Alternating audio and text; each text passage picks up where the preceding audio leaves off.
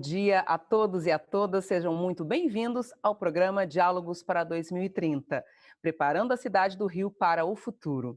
Este programa faz parte de uma série de encontros virtuais sobre o desenvolvimento sustentável do Rio de Janeiro. A série Diálogos para 2030 é fruto de uma parceria entre a Subsecretaria de Planejamento e Acompanhamento de Resultados da Secretaria Municipal da Casa Civil da Prefeitura do Rio, por meio do seu escritório de planejamento, o ONU Habitat e a Multirio. A webinar de hoje é a segunda da série de 5 encontros virtuais e traz como tema longevidade e bem-estar para o desenvolvimento sustentável. O objetivo é debater o contexto e desafios das políticas relacionadas à longevidade e bem-estar no Rio de Janeiro. O encontro conta com 4 momentos. Para iniciar, nós teremos a fala de abertura do ONU Habitat, feita pela Laila, e da Prefeitura do Rio, feita por Daniel Mancebo. Depois, nós vamos ter o PDS em destaque. Samir Costa e Thaís Renó, da Prefeitura, vão apresentar o Plano de Desenvolvimento Sustentável da Cidade, o PDS, e o processo de participação social. Para o terceiro momento, nós vamos ter um vídeo gravado pela servidora da Prefeitura do Rio, Tatiana Pinho Matos, da Fundação Rio Águas, e convidamos o Rubens Filho para compartilhar a história do Instituto Trata Brasil. Ambos vão falar sobre o saneamento. O quarto momento é uma roda de conversa com o Daniel Vilela, pesquisador da Fiocruz, Paulo Saldiva, professor da USP, e Mônica Guerra, do Instituto Comida do Amanhã. Os palestrantes convidados vão abordar os temas de saúde e alimentação saudável. Para enriquecer o debate, os convidados vão responder as perguntas da equipe e do público. E você que está assistindo ao vivo, faça a sua pergunta através do chat do YouTube, ok? Pode enviar a sua pergunta, que elas vão ser encaminhadas e vão ser feitas no final da palestra, ok? E dê um oi para a gente, tá? Nesse chat, conte onde você está nos assistindo. Em nome de toda a equipe, eu agradeço a disponibilidade e a participação de cada um dos palestrantes e ouvintes. Bom dia a todos, todo mundo que está aqui, dividindo a tela comigo. É uma honra tê-los conosco no Diálogos para 2030. Vamos começar então, gente, dando as boas-vindas da Laila Belix, que é consultora do ONU Habitat. Laila, é com você. Bom dia, Rosângela, bom dia a todos e todas. Em nome do ONU Habitat, eu gostaria de agradecer quem nos assiste agora e os nossos convidados e convidadas do dia de hoje. Dizer que o ONU Habitat apoia a Prefeitura, né, do Rio de Janeiro dentro do projeto de responsabilidade pública, que tem como objetivo trazer os ODS, os Objetivos de Desenvolvimento Sustentável da ONU, para o âmbito local, para a prefeitura, para perto da população. Ao longo desse projeto, o ONU Habitat desenvolveu uma série de ações, tanto de transparência quanto de participação social. Oficinas formativas para os servidores, encontros regionais junto à comunidade escolar para a participação, e todas essas atividades tiveram o intuito tanto de acompanhar o progresso dos ODS no âmbito local, quanto de envolver a população na construção do PDS. Tá? Essa série de diálogos para 2030, ela tem o objetivo de trazer as reflexões da Agenda 2030 no momento atual e que elas possam subsidiar o Plano de Desenvolvimento Sustentável. Queria dar as boas-vindas e desejar um excelente debate para a gente hoje. Obrigada. Obrigada a você, Laila. Agora, para dar as boas-vindas pela Prefeitura do Rio de Janeiro, convido o Daniel Mancebo, que é coordenador-geral do Escritório de Planejamento da Subsecretaria de Planejamento e Acompanhamento de Resultados da Casa Civil. Daniel, bom dia, é com você. Bom dia a todos e todas. Primeiramente, eu queria agradecer em nome da Prefeitura do Rio a cada um de vocês aqui que estão nos assistindo, cidadãos. E eu tenho certeza que os debates serão muito produtivos e proveitosos aí para a gente poder discutir o futuro da cidade, né? A gente vem desenvolvendo o Plano de Desenvolvimento da Cidade, o Plano de Desenvolvimento Sustentável da Cidade do Rio de Janeiro, PDS, e é com grande satisfação que esse evento faz parte desse calendário de construção do PDS, né? A gente agradece ao prefeito da cidade do Rio, Marcelo Crivella, a Secretaria Municipal da Casa Civil, na figura do Dr. Ailton Cardoso, e a toda a equipe da Subsecretaria de Planejamento e Acompanhamento de Resultados, na figura do nosso subsecretário, Anderson Simões, bem como a toda a equipe do Escritório de Planejamento também, EPL. É um prazer para a cidade ter especialistas de tão alto gabarito nesses dias de evento. Gostaria de agradecê-los pela disponibilidade de estarem aqui e pela oportunidade dessa discussão. Também é importante ressaltar aqui nosso agradecimento especial aos apoiadores do evento, especial à ONU Habitat e à Multirio, e também informar que esse é um dos eventos que fazem parte do calendário do UIA 2021, e agradecemos também a equipe do comitê organizador desse importante evento na cidade. Bom, nosso objetivo geral com esse plano é ter um plano que, de fato, seja apropriado pela cidade, pelos seus cidadãos, um plano que seja fortalecido de médio e longo prazo. A gente entende que a questão do planejamento de cidade precisa ser um planejamento perene ao longo do tempo, né? Esse plano vem sendo construído paulatinamente, com servidores de carreira da prefeitura, se baseando em muitos dados, planos e diagnósticos elaborados pela cidade nos últimos anos, né? E as discussões de hoje vão abordar o pilar do PDS, que é chamado de longevidade e bem-estar para o desenvolvimento sustentável. Como é importante esse tema, e especialmente no atual contexto que a gente tem da cidade, né? Em que a cidade e o mundo enfrentam uma pandemia. Quais são os aspectos importantes relacionados a esse tema? Tem vários, né? Então, a gente tem a questão da saúde pública, o saneamento, o fortalecimento da alimentação saudável, a questão da redução dos impactos de poluição, enfim. São temas de altíssima relevância no momento atual e, especialmente, né, no momento que a cidade precisa enfrentar os desafios que se impõem em função do enfrentamento às pandemias, por exemplo, a questão da desigualdade social, as mudanças climáticas, ou seja, os grandes desafios do nosso século.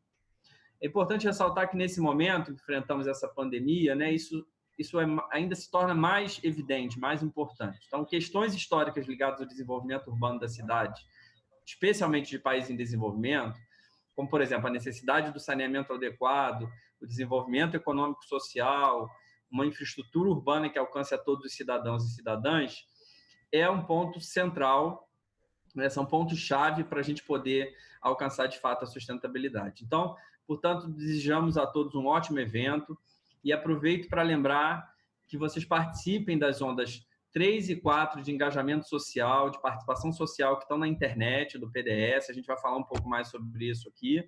E através do site participa.rio/PDS. Entre lá, vote, dê sua contribuição para o PDS, tá? Se inscrevam também nas nossas redes sociais do YouTube, planejamento.rio, e no Facebook, Rio Sustentável Resiliente, e na nossa página também da internet, planejamento.rio. Obrigado a todos vocês. Obrigada, Daniel.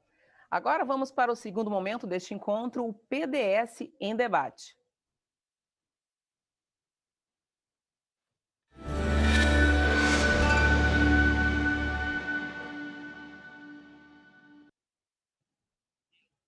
Para apresentar o eixo de longevidade e bem-estar do Plano de Desenvolvimento Sustentável da cidade do Rio de Janeiro, eu convido Samir Costa, que é coordenador de macroplanejamento do Escritório de Planejamento, o EPL.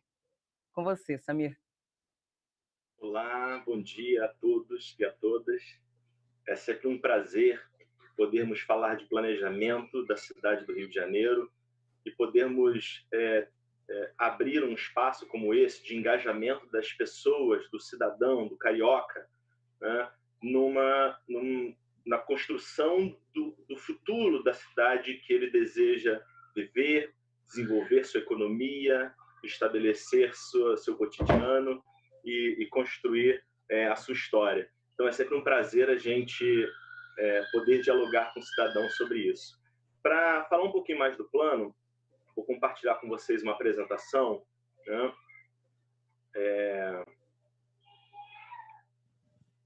O Plano de Desenvolvimento Sustentável, ele possui uma perspectiva de desenvolver, junto com os cariocas, quais os caminhos quais as direções que pretenderemos seguir nos próximos anos. A ideia é a construção de um norte da cidade que desejamos alcançar no futuro, né? E, portanto, esse plano ele se pretende influenciar toda a questão do planejamento setorial da cidade, envolvendo os planos diretores, os planos setoriais, e construir em conjunto a esse planejamento setorial os melhores caminhos que devemos seguir nos próximos anos, né?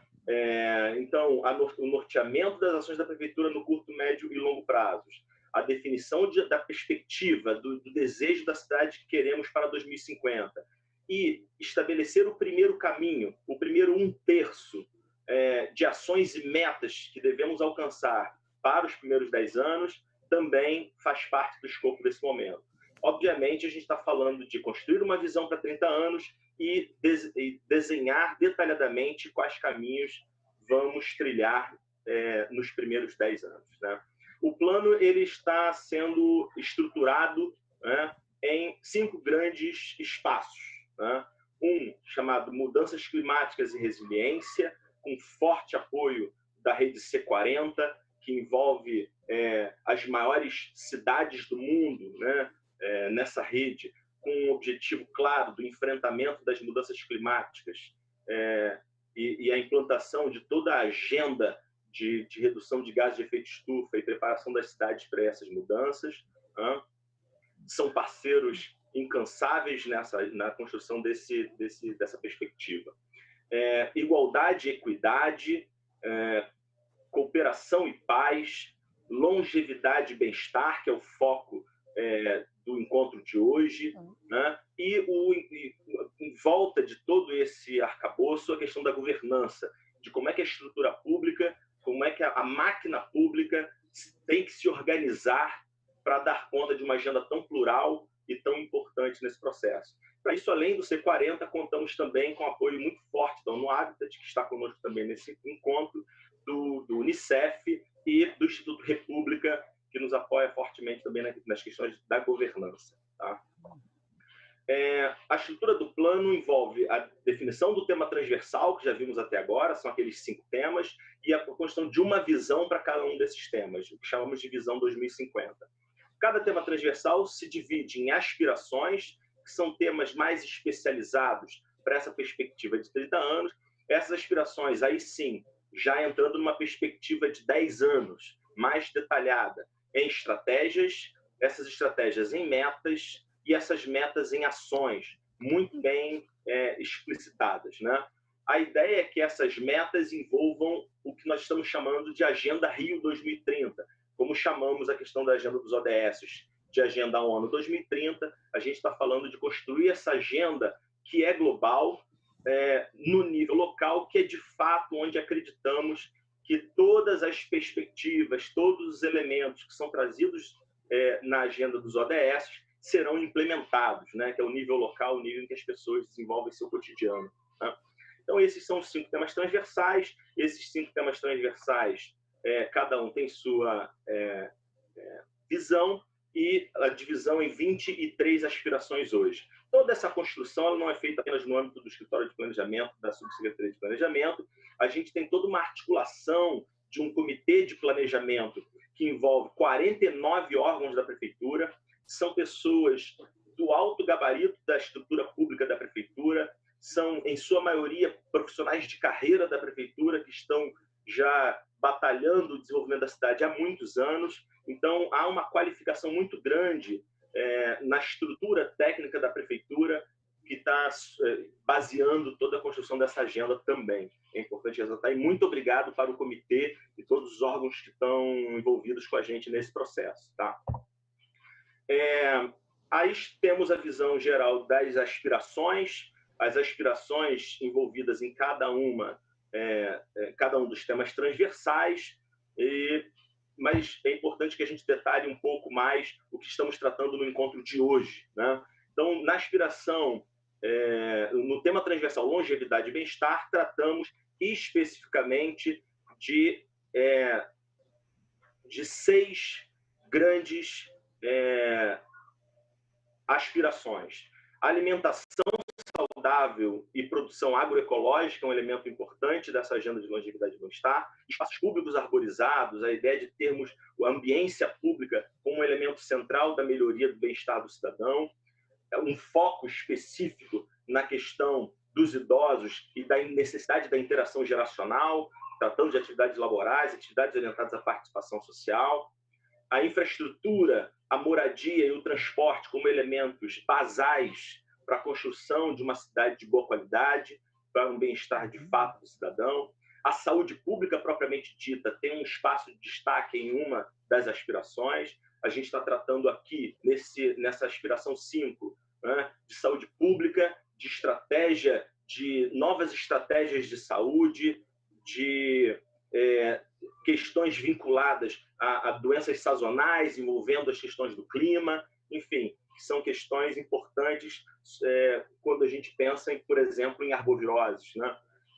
E, por fim, mas não menos importante, a questão do desenho urbano e da mobilidade ativa, né? De como a cidade, bem desenhada, bem estruturada e bem construída, pode ser fundamental para a garantia de uma vida melhor e de uma vida mais saudável para todos, que a gente possa caminhar melhor nas calçadas, que a gente possa se deslocar com mobilidade ativa e desenvolver uma vida mais saudável, que é já uma característica do carioca se comparado a outras cidades ou a outras pessoas do Brasil e do nosso território nacional, que é muito grande, muito vasto. Mas eu acho que o carioca se destaca nessa questão de uma vida saudável, de uma vida, de uma alimentação saudável, de uma vida mais regrada e envolvendo esportes, lazer e outras questões como essa. Então, isso é um ponto fundamental do nosso plano que a gente quer trazer para debater no dia de hoje. Muito obrigado. Vou encerrar aqui o meu compartilhamento e quero terminar pedindo a todos que participem, que debatam, que entrem lá agora no nosso webinar e coloquem suas posições, suas perguntas, suas dúvidas e um bom debate para todos nós. Rosângela, muito obrigado. Vai com você aí. Muito obrigada, Samira, a você. E muita gente está nos assistindo, hein? Estou vendo aqui que tem gente de Teresina, São Paulo, capital, Rio de Janeiro, Porto Alegre. Isso aí, continue com a gente e coloque lá de onde você está assistindo, tá bom? Agora vamos ouvir a Thaís Renor, arquiteta da Coordenadoria de Estratégias de Planejamento do EPL, para apresentar as formas de participação online do PDS, para que você da sua casa possa acompanhar e contribuir com o Plano de Desenvolvimento Sustentável. Bem-vinda, Thaís, a palavra é sua. Bom dia a todos. Hoje eu vou falar um pouquinho sobre o nosso canal de participação, Participa.Rio. O Participa.Rio, ele é o nosso canal de participação como população, é um canal online. O Participa.Rio nasce do PDS, ele é um dos produtos do PDS, e o PDS se torna a sua primeira iniciativa. Só um momento, deixa eu ver o slide passar. Quando a gente entra na iniciativa do PDS, primeiro tem uma breve descrição do que é o plano, tem a meta, qual é o objetivo do PDS dentro do Participa.Rio. E a primeira grande sessão do PDS dentro do Participa.Rio são as ondas de votação. Cada pesquisa de participação nós nomeamos de ondas. Então, assim, o primeiro quadro vem explicando quais serão as 5 ondas de participação que o plano terá dentro do Participa. E embaixo a gente tem um bonequinho bonitinho, que foi um personagem desenvolvido pela Multirio, em parceria com a gente, com a Secretaria de Educação. Nós fizemos uma campanha de votação para dar um nome a esse boneco, ao boneco que vai representar a sustentabilidade da cidade do Rio de Janeiro. O nome vencedor foi Susteco. Logo abaixo do Susteco, nós temos as ondas de participação que estão abertas, que hoje é a onda 3 e a onda 4. As ondas são bem simples, são perguntas fáceis de responder, são questionários bem rápidos. E logo abaixo desses questionários, a gente já tem o resultado das ondas de participação. Atualmente, nós temos a onda 1 e a onda 2, que já foram encerradas. E esse resultado é bem interessante, porque os gráficos que a gente apresenta, eles são interativos. Então, cada um consegue selecionar e tirar a sua análise daquilo que precisa para o dia a dia. E a nossa análise já interna dessas 2 primeiras ondas, ligadas à longevidade e bem-estar, a gente já pode dar esses destaques, que são deslocamento e transporte coletivo com qualidade, acesso universal à saúde de qualidade a preços acessíveis, direito à habitação com acesso à infraestrutura urbana, serviços de saúde com qualidade e políticas de prevenção. Abaixo dessa seção de participação, a gente tem a seção de mídia sustentável. Essa seção também é uma parceria nossa com a Secretaria de Educação e com a Multirio. Essa seção é focada nos profissionais de educação e principalmente nas crianças. Nessa seção, a gente dá material para embasamento em sala de aula e material para que a criança possa acessar o site e também fazer parte dessa construção. Dentro desse site, dentro dessa seção, a gente tem alguns vídeos com especialistas, vídeos curtinhos de 1 minuto e meio, 2 minutos, e infográficos. Esses dois, eles vão explicar de forma fácil, numa linguagem simples e através de desenhos, alguns dos termos que são muito utilizados no Plano de Desenvolvimento Sustentável, ligados aos ODS. Nessa seção ainda, a gente tem os jogos. Esses jogos também foram desenvolvidos pela Multirio, são jogos educativos, bem divertidos. Além dos jogos, a Multirio fez uma coisa muito bacana, que foram batalhas de games entre estudantes de escolas municipais. As crianças se divertiram muito, foi muito legal. E essa é uma forma da gente levar educação, de ensinamento para nossas crianças de uma forma bem lúdica, sem aquela chatice e tal. Dá para usar no dia a dia, eu espero que vocês usem bastante isso. A terceira sessão nossa, dentro do PDS, no Participa.Rio, é Veja a Nossa Cidade em Ação. Nessa sessão, a gente conta um pouquinho do que já saiu do PDS na mídia, a gente põe um pouquinho do que tem, de como está a nossa cidade hoje, a gente dá alguns dados da realidade atual da cidade do Rio de Janeiro. A gente também conta algumas ações que a Prefeitura do Rio já faz, que estão vinculadas à sustentabilidade. E o Construindo o PDS, a gente vem contando o que já foi feito nessa construção. Com destaque, a gente coloca aí a participação presencial que nós fizemos com os representantes do Conselho Escola Comunidade, que foi uma abertura que a Secretaria de Educação nos deu. A gente colocou algumas fotos para ilustrar isso. Ainda falta o dia D, que nós fizemos com os alunos da rede. A gente está analisando esse material para entregar uma coisa bem bacana para vocês. E pensando em quarta onda, a quarta onda, o que ela é? Assim, nós trabalhamos na primeira onda os ODS. Na segunda onda, nós trabalhamos os desafios da cidade do Rio de Janeiro. Na terceira onda, a gente vem falando da visão que nós queremos para o Rio em 2050. Que cidade que é essa que nós queremos em 2050? E na quarta onda, a gente aterriza. Para a gente chegar nesse Rio em 2050, o que a gente precisa fazer até 2030 para que isso seja possível? É esse nosso primeiro passo. Toda a quarta onda ela foi baseada nos encontros presenciais. Então, a divisão de temas, nós tratamos 4 dos grandes temas transversais do PDS. E assim como nos encontros presenciais, a gente trabalhou separadamente cada um desses temas. Todo o assunto discutido, tudo que é colocado dentro dessa onda, foram ações, foram sugestões da população nesse encontro presencial. E o bacana também dessa quarta onda é que, além de tratar de ações que a população já citou, que a gente já conversou, ela traz para a gente um sentimento de responsabilidade. Então, para a gente mudar a cidade do Rio de Janeiro, a gente precisa mais do que esperar que a prefeitura faça. A gente precisa fazer a nossa parte. Então, essa quarta onda, ela trata do que a prefeitura precisa fazer, do que eu individualmente preciso fazer e de que todos nós juntos podemos fazer. Enfim, é isso. O que eu peço para todo mundo é que acesse, que participe, usem o nosso conteúdo, foi feito com muito carinho para vocês. Não é nosso, é tudo da cidade do Rio de Janeiro. Eu quero que vocês aproveitem, que vocês mostrem para os seus filhos, participem, nos ajudem, divulguem esse nosso trabalho. É só assim que a gente vai conseguir mudar a realidade da nossa cidade. Bem, gente, eu quero fazer um agradecimento especial à Secretaria de Educação e à Multirio, que estão com a gente nesse processo o tempo todo, nos permitindo entrar dentro das escolas, nos permitindo usar os seus canais, nos ajudando a criar material que seja interessante para todos. E agradecimento também à coordenadora do projeto, Aline Xavier, e os nossos membros que estão trabalhando diretamente com essa ferramenta e todo o processo participativo. A Fernanda Burla, que vem complementar a nossa equipe com um sentido de educação, uma parte que é muito importante para a gente, que faz toda a diferença no nosso trabalho. E a Simone Crispim, que agora está lidando com outros projetos, mas que já fez muito para esse nosso projeto. Enfim, é isso. Bom dia a todos, um bom seminário. E é com você, Rosângela. Valeu, Thaís. Muito obrigada, viu? Eu gostaria de agradecer a participação de muita gente mandando mensagens pelo chat. Gente lá, pessoal da cidade de Videira, de Santa Catarina, Itapecerica da Serra, São Paulo, a revista Destino Rio, também presente, a UNAT, que é a Universidade Aberta da Terceira Idade da UERJ. Obrigada, valeu, gente. Continue com a gente, tá bom? E agora nós vamos para o terceiro momento deste encontro, que é o Para Inspirar.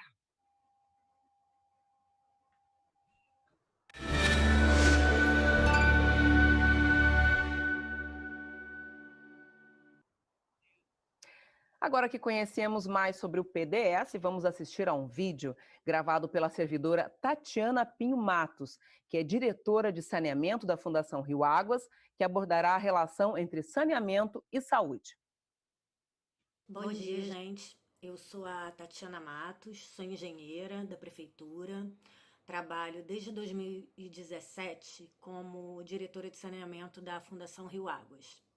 Queria agradecer o pessoal da Casa Civil por estar aqui e pelo projeto de colocar as questões da Prefeitura pelo webinar para a gente não ficar parado, né, nesse momento ímpar que a gente está passando aí com a pandemia, né?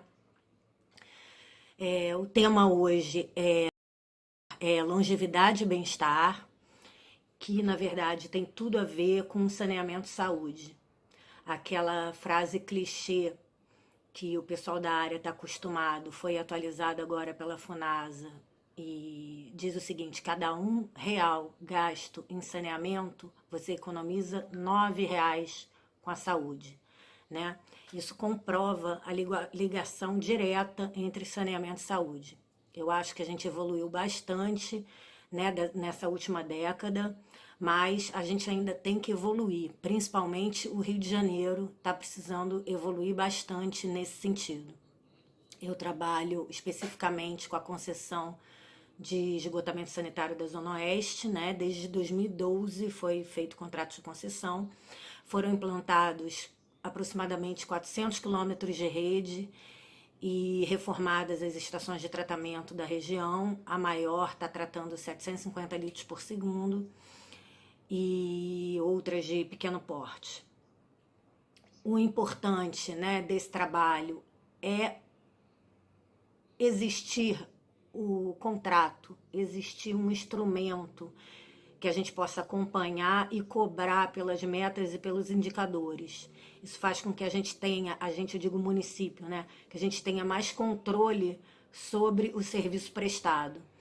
E eu acho que é isso que a gente precisa alcançar, né? É o controle do serviço prestado, que assim a gente possa cobrar o serviço prestado, que o serviço seja prestado com qualidade, né? E a eficiência que precisa, né? Como o serviço de saneamento, principalmente esgotamento sanitário, né? Que é o mais carente, está precisando, né? Que ele chegue ao usuário com qualidade, com modicidade tarifária adequados, né?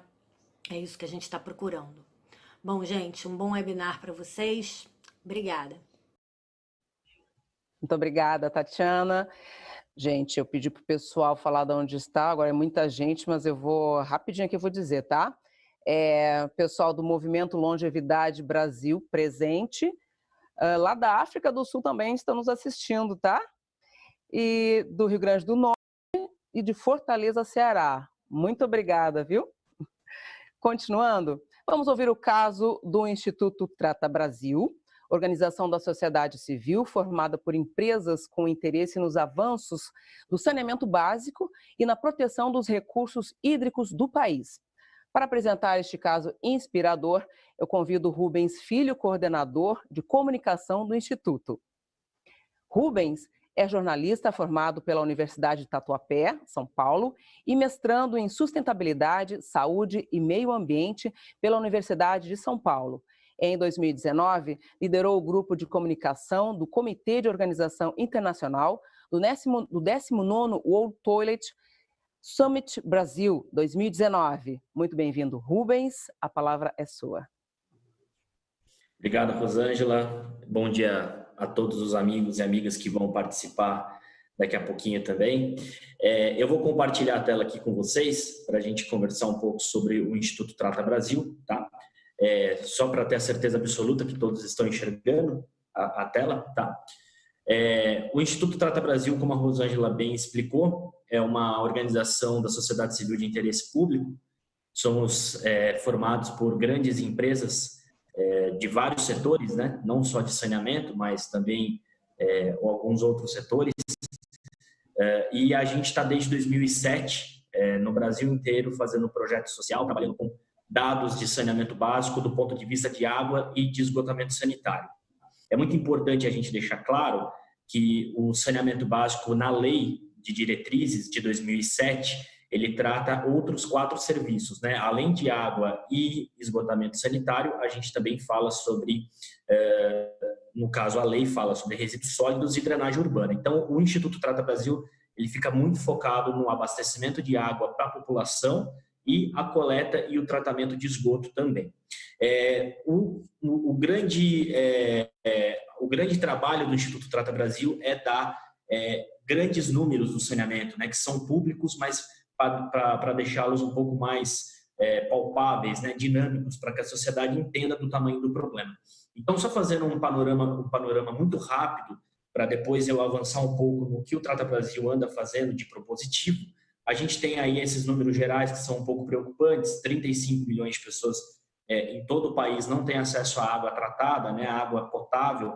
Essas pessoas, elas utilizam de algumas outras fontes alternativas para obter a água, e que são fontes que nem sempre são confiáveis e que nem sempre são potáveis, né? Então, a gente tem um problema muito grave no Brasil. A gente está falando de uma população do tamanho do Canadá. A coleta de esgoto, infelizmente, ela também é muito baixa, né? A cobertura no país inteiro é muito baixa.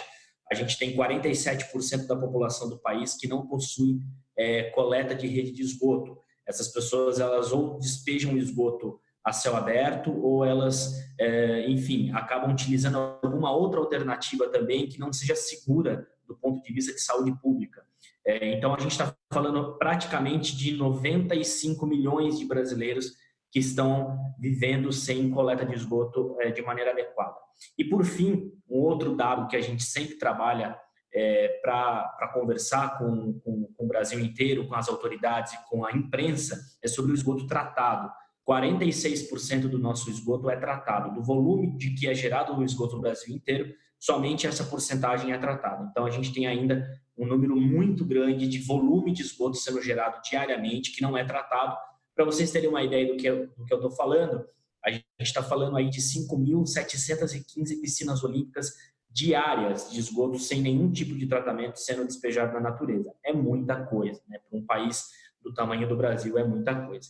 E aí, uma das coisas que o Trata Brasil trabalha muito, né, a gente sempre tenta se comunicar com a sociedade com esses números, infelizmente, as doenças provocadas pela falta de saneamento básico, doenças de veiculação hídrica, que a gente tem malária, doenças gastrointestinais, a gente tem leptospirose, a gente tem a própria dengue também, que é considerada uma doença de veiculação hídrica.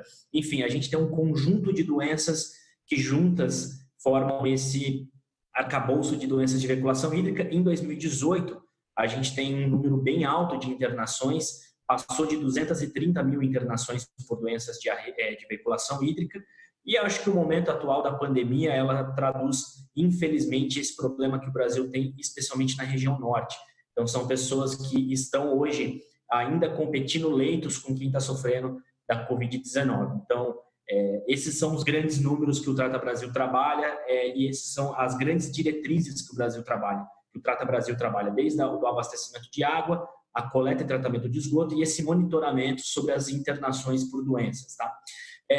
Um pouco sobre o que o Trata Brasil já fez, para contar um pouco da nossa história, principalmente com o nosso pé no chão mesmo, visitando locais. A gente tem um problema muito grave de acesso a banheiros no Brasil.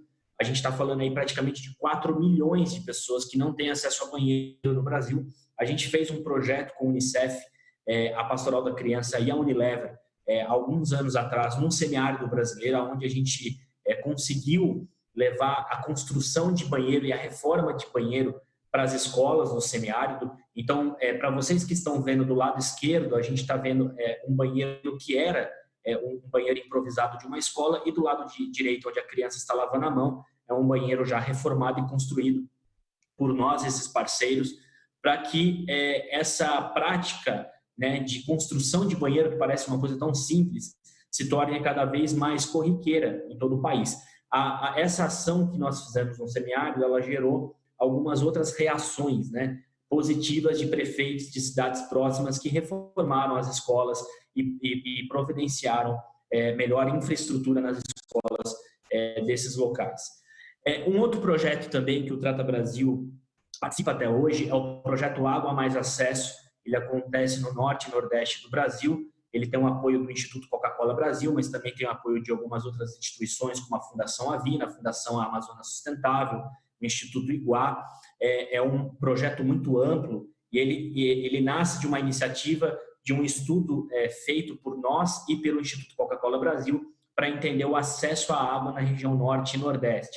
Quais eram os desafios e as perspectivas dessas regiões. A gente encontrou muitas deficiências de acesso à água nessas duas regiões, pessoas que infelizmente não têm rede de abastecimento de água, acaba se fazendo do uso da água por meio de açudes ou de rios diretamente, enfim, colocando a saúde pública em risco. Então a gente participa desse projeto, que é um apoio às instituições que já levam alguma alternativa de água para esses locais. A gente tem muitas instituições no Brasil, que são instituições pequenas ou médias, que trabalham na ponta, levando algum tipo de infraestrutura para famílias de comunidades isoladas, comunidades rurais. Então, esse projeto Água Mais Acesso, que o Trata Brasil é um parceiro, a gente visa dar apoio a essas comunidades, apoio a essas instituições. Até hoje já foram quase 90 mil pessoas beneficiadas com esses apoios gerados por esses projetos. A gente também participa de um projeto aqui no estado de São Paulo, em Mogi das Cruzes, que é uma parceria da Prefeitura de Mogi das Cruzes, da Braskem e da Secretaria de Agricultura do Estado de São Paulo. Então, a gente, junto a esses parceiros, a gente mapeou algumas unidades rurais e a gente conseguiu levar algumas tecnologias para serem testadas. É muito bom deixar claro que o Trata Brasil ele não fabrica tecnologia, ele não fornece tecnologia e não promove tecnologia, né? O nosso papel dentro desse projeto foi de aproximar os parceiros, aproximar a associação de agricultores, a associação de moradores das áreas rurais, para que eles pudessem testar tecnologias que a Prefeitura e o governo do Estado de São Paulo estavam promovendo. Então, o nosso grande papel era dar um pouco de visibilidade a esse assunto.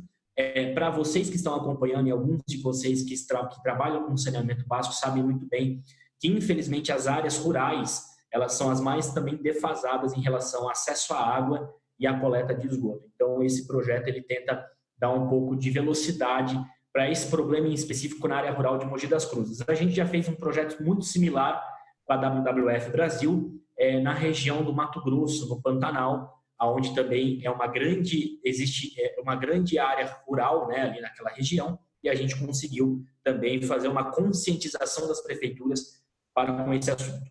Por fim, eu gostaria também de apresentar um projeto que não é nosso, mas o Trata Brasil, de uma certa maneira, acompanha e tem um envolvimento um pouco secundário no projeto Água Legal, que é um outro problema também de acesso à água no Brasil, que é as áreas irregulares. De maneira muito rápida, antes que eu estoure meu tempo, as áreas irregulares no Brasil, elas têm um problema de acesso à água e coleta de esgoto muito forte e por impedimento jurídico, né? Infelizmente, a gente tem isso aqui em São Paulo, a gente tem no Rio de Janeiro, a gente tem outras grandes capitais do Brasil. Então, de maneira resumida, esse projeto do Água Legal, que o governo do Estado de São Paulo promove com a Companhia de Saneamento Básico do Estado de São Paulo, a Sabesp, visa levar água, acesso à água por rede para essas comunidades irregulares aqui da cidade de São Paulo, basicamente, mas também de alguns outros locais do estado de São Paulo. O Trata Brasil acompanha esse projeto de maneira secundária. A gente já foi nesses locais conversar com alguns moradores para entender um pouco da realidade desses problemas, tá? Então, eu quis trazer para vocês, de maneira geral, alguns projetos que o Trata Brasil faz, que são projetos positivos e que o Trata Brasil também é convidado para ser parceiro, como esse último que eu apresentei do governo do Estado de São Paulo. Todos eles visam mostrar de maneira muito resumida os problemas do saneamento básico, desde a área rural até as áreas urbanas, principalmente nas favelas brasileiras que também carecem dessa infraestrutura. Bom, de maneira geral é isso, eu convido a todos a entrar no nosso site, que é o tratabrasil.org.br. Lá tem todos os nossos estudos, esses dados que eu mostrei no início, alguns dos projetos que eu também mostrei, e aí a gente pode conversar mais para frente, caso vocês tenham alguma dúvida, alguma ideia para a gente seguir em frente. Eu agradeço a todos e fico à disposição. Ok, muito obrigada, Rubens. Agora vamos ao quarto momento do nosso dia, a Roda de Conversa 2030 no Horizonte.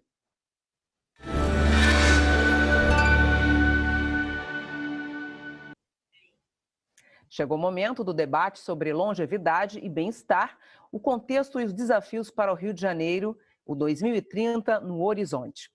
Temos o prazer de contar com os seguintes convidados que estão aqui na tela comigo, que são Daniel Vilela, Paulo Saldiva e Mônica Guerra. Tudo bem, pessoal? Todo mundo me ouvindo direitinho? Cada um de vocês terá 10 minutos para reflexões iniciais e depois trataremos perguntas do público. Para ajudá-los no controle do tempo, eu vou mostrar uma plaquinha aqui, tá? Não é censura não, tá? Só para a gente organizar o tempo. Assim vocês podem concluir a fala mais tranquilamente, tá? Para iniciar com uma discussão sobre o momento atual e seus impactos nas políticas públicas, especialmente de saúde pública, eu tenho o prazer de convidar Daniel Vilela. Daniel é pesquisador da Fundação Oswaldo Cruz e atualmente é coordenador do Programa de Computação Científica. Doutor pela Universidade de Colômbia, tem experiência em modelagem matemática da dinâmica de transmissão de doenças infecciosas, com interesse em métodos quantitativos, em epidemiologia e ecologia de vetores de importância para a saúde pública. É docente de programas de mestrado e doutorado da Fundação Oswaldo Cruz, epidemiologia, biologia computacional e sistemas e biologia parasitária. Atualmente, realiza análises populacionais da dinâmica de Covid-19. É com você, Daniel. Seja bem-vindo. Bom dia a todos e todas. Muito obrigado pelo convite participar desse evento.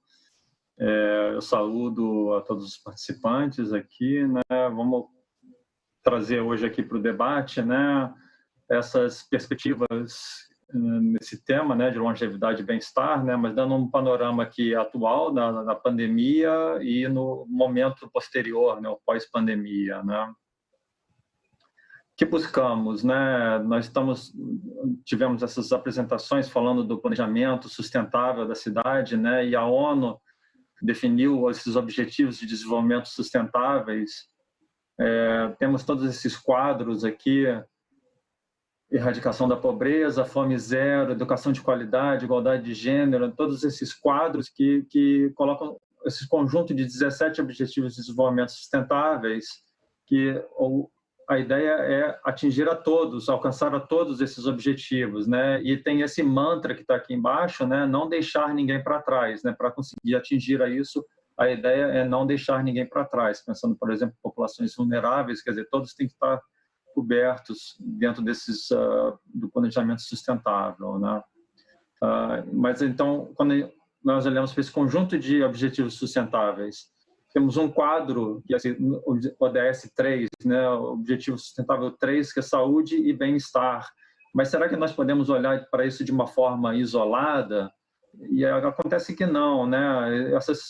Vou dizer aqui que os objetivos estão integrados, né? Então, assim, se eu colocar, por exemplo, numa base erradicação da pobreza, redução das desigualdades, cidades e comunidades sustentáveis, e pensar em saúde e bem-estar que vão emergir disso no topo, seria uma forma de pensar. Uma outra alternativa seria pensar, bom, na verdade eu preciso de toda essa base aqui, inclusive saúde e bem-estar, para conseguir ter cidades e comunidades sustentáveis, né? A partir de que eu tenho erradicação da pobreza, redução de desigualdades, saúde e bem-estar, então vou emergir com cidades e comunidades sustentáveis, né?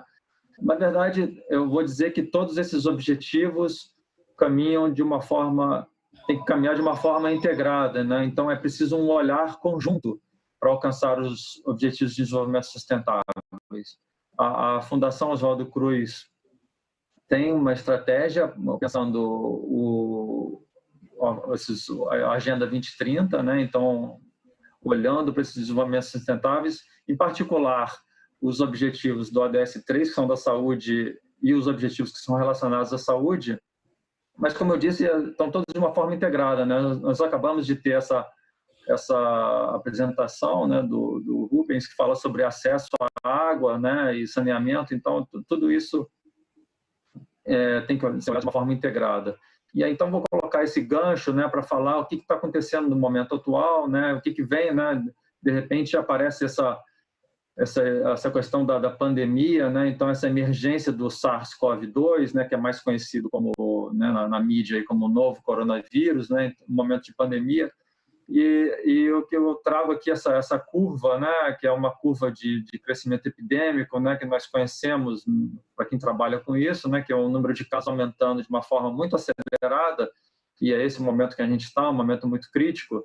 E aí a necessidade é de olhar para isso pensando na figurinha que está em voga, essa figurinha, e movimentos para achatar a curva, né? Então, assim, dado que nós não temos, no momento, uma vacina, não temos medidas farmacológicas, né, bem testadas, suficientemente testadas, muito do que nós temos são medidas que são não farmacológicas, né? O que é isso, né? Nós estamos falando aí do que estão, as recomendações que vamos seguindo, né? Uso de máscaras e equipamentos, distanciamento social, isolamento, evitar aglomeração, suspensão de aulas, reuniões online, tudo isso, né? Então, o que é o objetivo disso é que essa curva seja dado, uma vez que já entramos nesse movimento muito acentuado, que essa curva tenha o pico, né, não exceda a capacidade do sistema de saúde. Então, o objetivo é atendimento adequado a todos os que precisam. Por exemplo, né, estamos falando aqui de grupos de risco, idosos e pessoas com comorbidades, e no final das contas, esse atendimento adequado o objetivo salvar vidas, né? Mas o que vem depois, né? Estamos numa fase que é um momento muito crítico, um momento de crescimento acentuado. Em determinado momento vai começar a cair o número de casos, diminuir o número de óbitos, né? Espero que isso aconteça o mais rápido possível, né? Mas é importante ter atenção que nesse momento muitas pessoas vão pensar como podemos relaxar essas medidas, né? Mas assim tem que tomar muito cuidado, né? E nesse momento posterior, o que vai acontecer, né? Pode acontecer um ressurgimento, um repique, se esse relaxamento for muito abrupto, sim, pode acontecer. No segundo ano, pode acontecer uma nova onda. Está em questão aberto ainda, mas quer dizer, pode acontecer. Então, assim, nós temos que pensar o planejamento para as cidades, os nossos comportamentos, de uma forma que vamos ter que ter isso em mente por um bom tempo, né? Então, assim, essa volta gradual, nós já passamos por um período de adaptação, já estamos tendo todos esses eventos online, reuniões online, evitar aglomeração, mas quer dizer, todos esses serviços, transporte, educação, comércio, já passaram por uma adaptação, mas vamos entrar agora no período de um novo normal, mesmo após passar aquele período de pico que eu falei nessa volta. Então, coloquei aqui esses 3 itens, né? Sociedade, sustentabilidade e saúde, né? Saúde está muito claro, né? Eu estou insistindo com isso aqui desde o início, né? Então, saúde está muito claro. Sustentabilidade, nós já estamos falando de todos esses objetivos de desenvolvimento sustentáveis, né? Estamos falando de acesso à água, saneamento, tudo isso. E sociedade também, né? Um olhar coletivo. O comportamento, por exemplo, para transporte, né? Necessidade de transporte coletivo, em massa, educação pública, serviços públicos de saúde, mas o transporte, por exemplo, né? Mesmo na volta, é necessário se acostumar que não podemos ter, por exemplo, um transporte público com superlotação, por exemplo, né? É necessário transporte de massa, porque isso é sustentável, mas é necessário evitar superlotação, por exemplo. Então, todos esses comportamentos são necessários de serem acompanhados por bastante tempo depois, né? Inclusive pensando aí num planejamento futuro. Então, assim, no tema de longevidade e bem-estar, eu vou dizer que é necessário pensar nessa camada de proteção para todos, né? Falar sobre a parte da saúde, né? Ter a capacidade de resposta no pós-pandemia, ter uma vigilância em saúde efetiva para poder detectar, por exemplo, novos vírus. Nós já temos, né, nas nossas cidades aqui no Rio de Janeiro, em particular, a questão, por exemplo, das arboviroses está sempre presente, né? Então, assim, agora chegou esse momento do coronavírus, mas, assim, depois que passe, vamos ter que estar vigilantes quanto a isso, mas, assim, toda a questão de arbovirose vai continuar presente, né? Então, é necessário continuar com capacidade de vigilância para isso, né? Sistema de saúde preparado, né? É necessário fortalecimento do SUS, né? Então, preparado para, dado que acontece uma emergência, uma nova crise, está preparado para responder, mas também está dentro do vigilância e saúde de ter capacidade de testagem, né? Laboratórios para poder detectar os vírus e ter a capacidade de testagem, ter os dados para poder ter a real situação do momento, né? O que está acontecendo para poder fazer a tomada de decisão. E, claro, medidas preventivas, né? Vacinação, continuar com programas de vacinação, muito importante, práticas saudáveis, né? E aí pensando tanto em alimentação como práticas de esporte, né? E também atenção primária de saúde, então programas que são muito importantes, a saúde da família, né? Para você poder evitar de chegar mais na frente desenvolvimento de doenças crônicas. Então, assim, e todos esses outros itens aqui caminham juntos, né? Alimentação saudável, já falei, produção sustentável de alimentos, transporte sustentável, inclusive meios de energia renováveis e práticas de consumo também, isso tudo vai estar integrado dentro daquilo que eu falei anteriormente. Trouxe essa figurinha aqui, né, desse jogo, que é o escadas e escorregadores, né? Então, assim, pode parecer que dentro...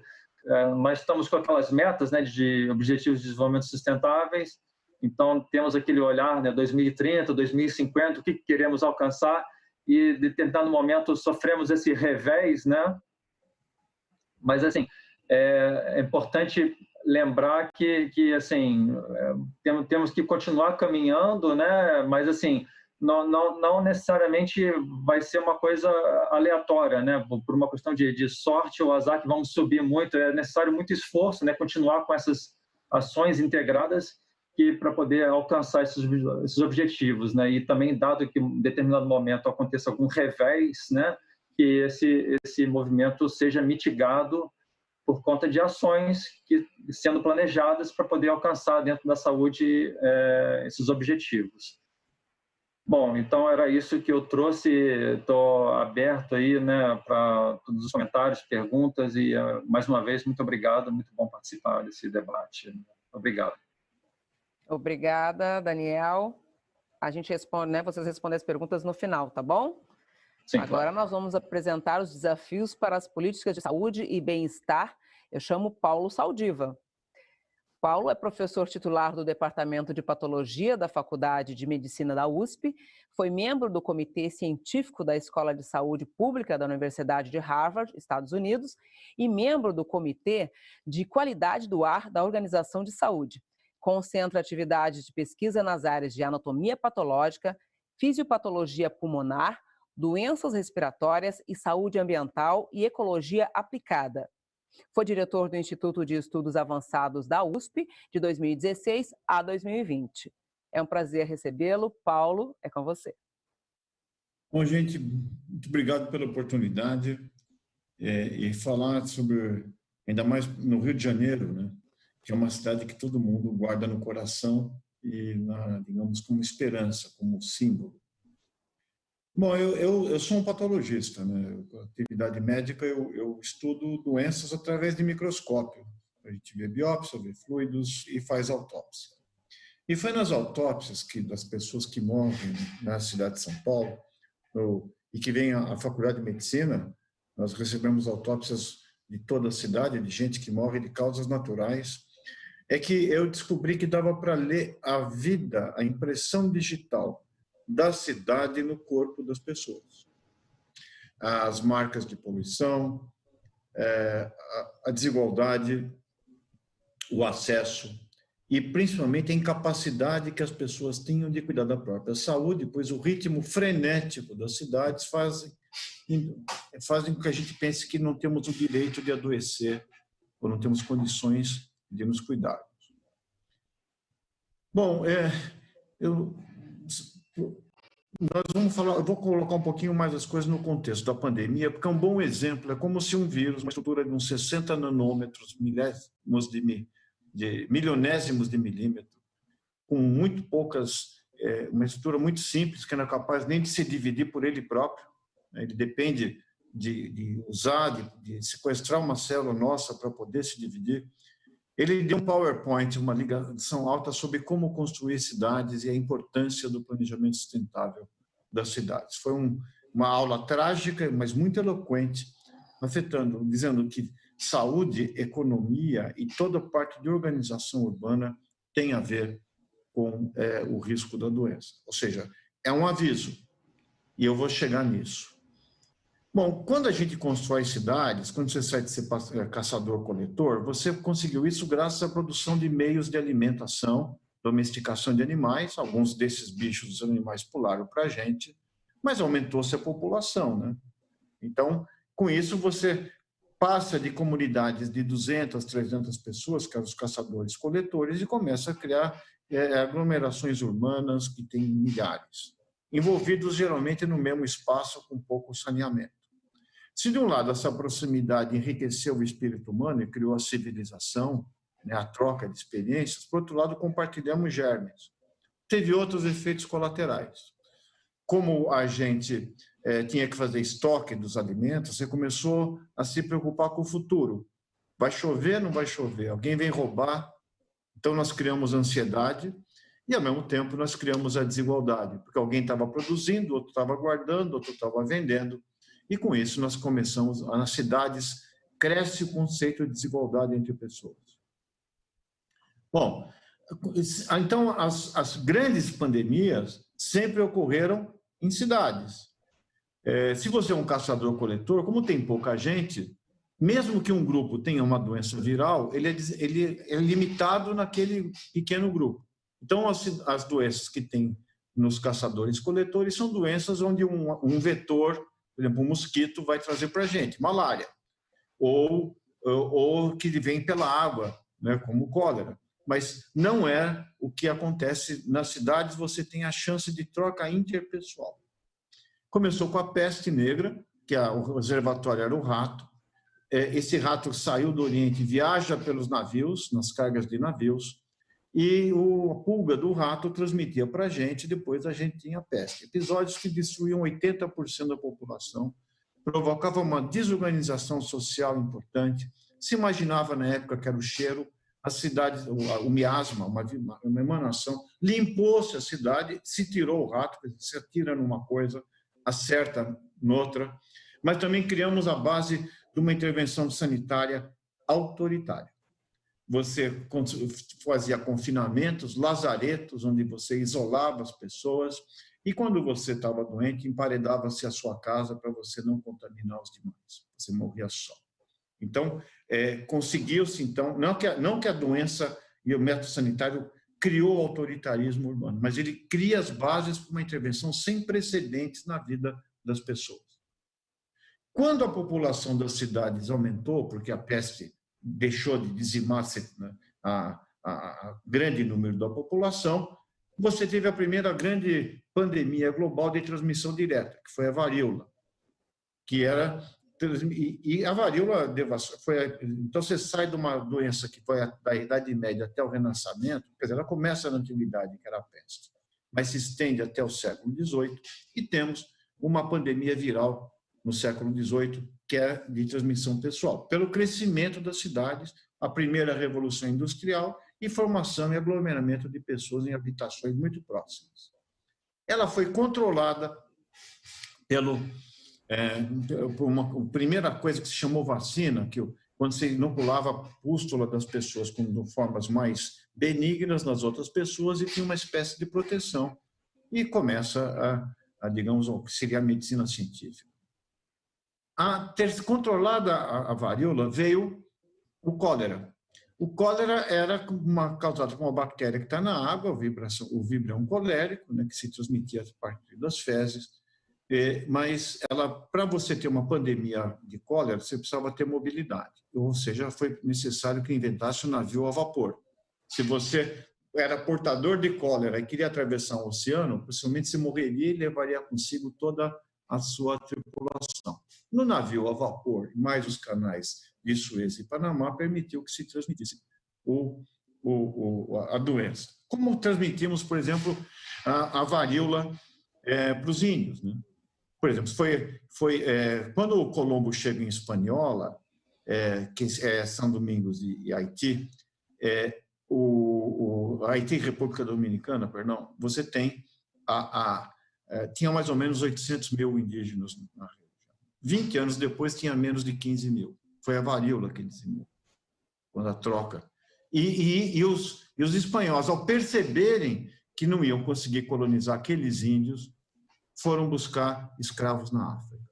A escravidez africana nasce da não resistência dos índios norte-americanos aos vírus que os africanos já estavam mais colocados. Ou seja, as pandemias sempre dependeram de mobilidade, adensamento e desigualdade. Sempre foi assim. Quando você melhora as condições de tratamento, tem vacinas, começam as pandemias virais de transmissão direta a serem as dominantes. Então, você tem, por exemplo, no século XX, a gripe espanhola no início do século XX, depois a gripe asiática na metade do século XX. Esse século, XXI, quer dizer, nós saímos de 2 pandemias virais por século para 2 pandemias virais por década no século XXI. Nós tivemos o SARS na China, em 2002, o H1N1 da influenza em 2009, o MERS, que é um outro coronavírus, o SARS e o MERS são um coronavírus, o H1N1 era um vírus da influenza mutante. Você tem o MERS, então, em 2012, e agora o SARS-CoV-2, 2019/2020. O vírus sempre mutou. Ele sempre mutou. Então, não é que a gente tem uma taxa, mudou a taxa de mutação dos vírus. O que a gente fez é que as cidades, com essa migração rural-urbana, a construção de habitação com muita contagiosidade, compartilhamento de espaço, a necessidade de você se aglomerar e sair em contato com outros em transporte de massa, mais a mobilidade urbana, a mobilidade global. Por exemplo, a gripe espanhola demorou 3 anos para virar uma pandemia. Esse SARS-CoV-2 demorou 3 meses para virar uma pandemia. Porque esse vírus tem a capacidade de ter, por exemplo, ao contrário da influenza, que demora, entre você ter infecção e você ter sintomas, dá 24 a 48 horas, esse pode chegar até 10 dias, com mediana em 6.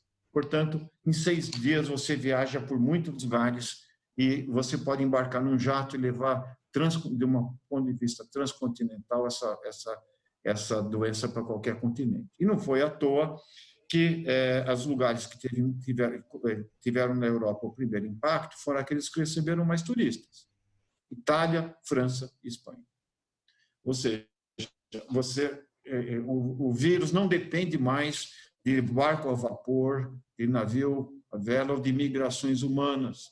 Ele é transportado graciosamente por nós mesmos. E isso significa que vai acontecer nas cidades, aconteceu na cidade de São Paulo, e eu temo pela situação que vai acontecer nas periferias das grandes cidades, por 2 motivos. A vulnerabilidade das pessoas, o modo de organização que nós temos no espaço urbano, ou as dificuldades de acesso e a precariedade seletiva do acesso à saúde, da capacidade de controlar as doenças crônicas. Só para você ter uma ideia, a doença em São Paulo, a gente tem um núcleo que a gente junto com a prefeitura da cidade, a gente tem um centro forte de geoestatística, com parceria de várias universidades de São Paulo. A gente tem mapas em tempo real. E a doença começa na região mais abastada da cidade, ou seja, ela foi importada da Europa, por gente que viajou, né? Mas a mortalidade migra para a periferia cada vez mais. A taxa ajustada de mortalidade na cidade de São Paulo varia de 6 a 7 vezes conforme o seu CEP. Ou seja, o código de endereçamento postal é mais importante do que o código genético. Aqui no nosso hospital, a gente montou o maior hospital de referência em Covid do país, um dos maiores do mundo, é o Hospital das Clínicas. Nós dedicamos 900 leitos, o Instituto Central, integralmente a isso. Nós começamos com 100 leitos de UTI, passamos para 200, agora nós estamos indo para 300 e possivelmente daqui a 10 dias teremos 400 leitos. E morre gente ali. E inclusive, pessoalmente, eu faço as autópsias desses pacientes para poder entender do que as pessoas estão morrendo, explicar para a equipe médica e tentar explicar a biologia do vírus. Nós conversamos com as famílias, nós temos que pedir autorização.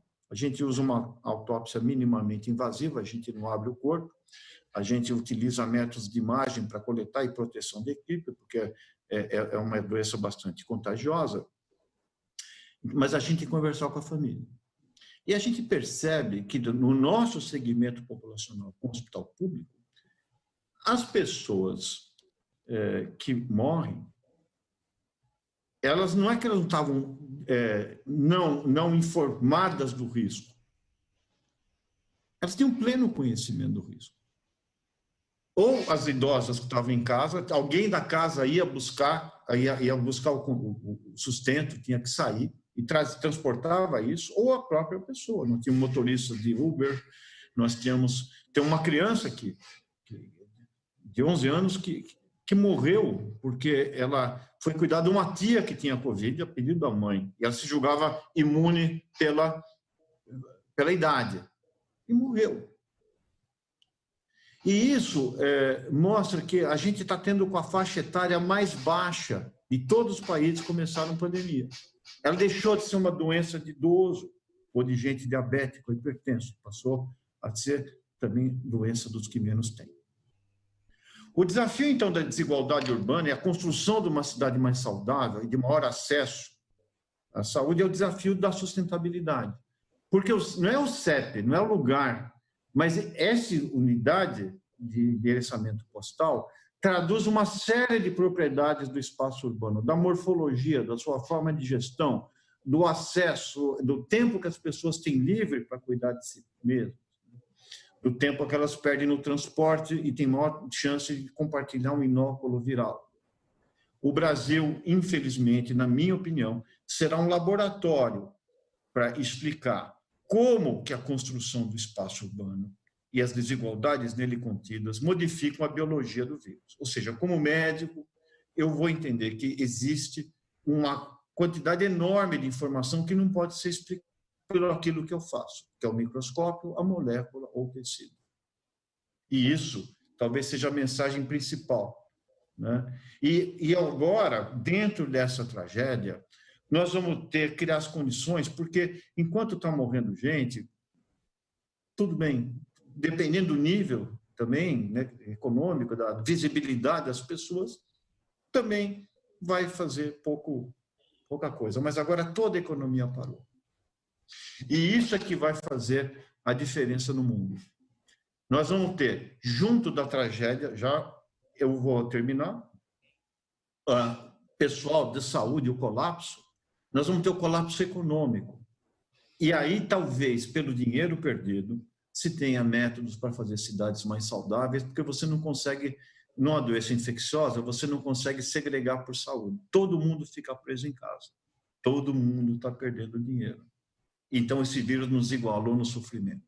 Igualou a nós, profissionais de saúde, que quando entramos em contato com as pessoas, a gente fala, bom, eu também posso me contagiar, e igualou toda a sociedade num processo que paralisa todos, impede o afeto, impede a chegada, impede o ganho de dinheiro, e talvez seja a força que era necessária para fazer a gestão urbana mais fácil. Muito obrigado.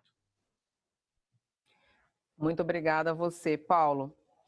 Agora eu tenho o prazer de chamar a Mônica Guerra, que é arquiteta pela Universidade do Porto, mestre em Planejamento e Gestão Urbana pela Universidade de Aalborg, na Dinamarca, com especializações em aquecimento global, cidades e mobilidades sustentáveis. É idealizadora e fundadora do Instituto Comida do Amanhã, que usa a comida como instrumento de transformação do mundo rumo a sociedades mais inclusivas, cidades e um planeta mais sustentável. Mônica, por favor.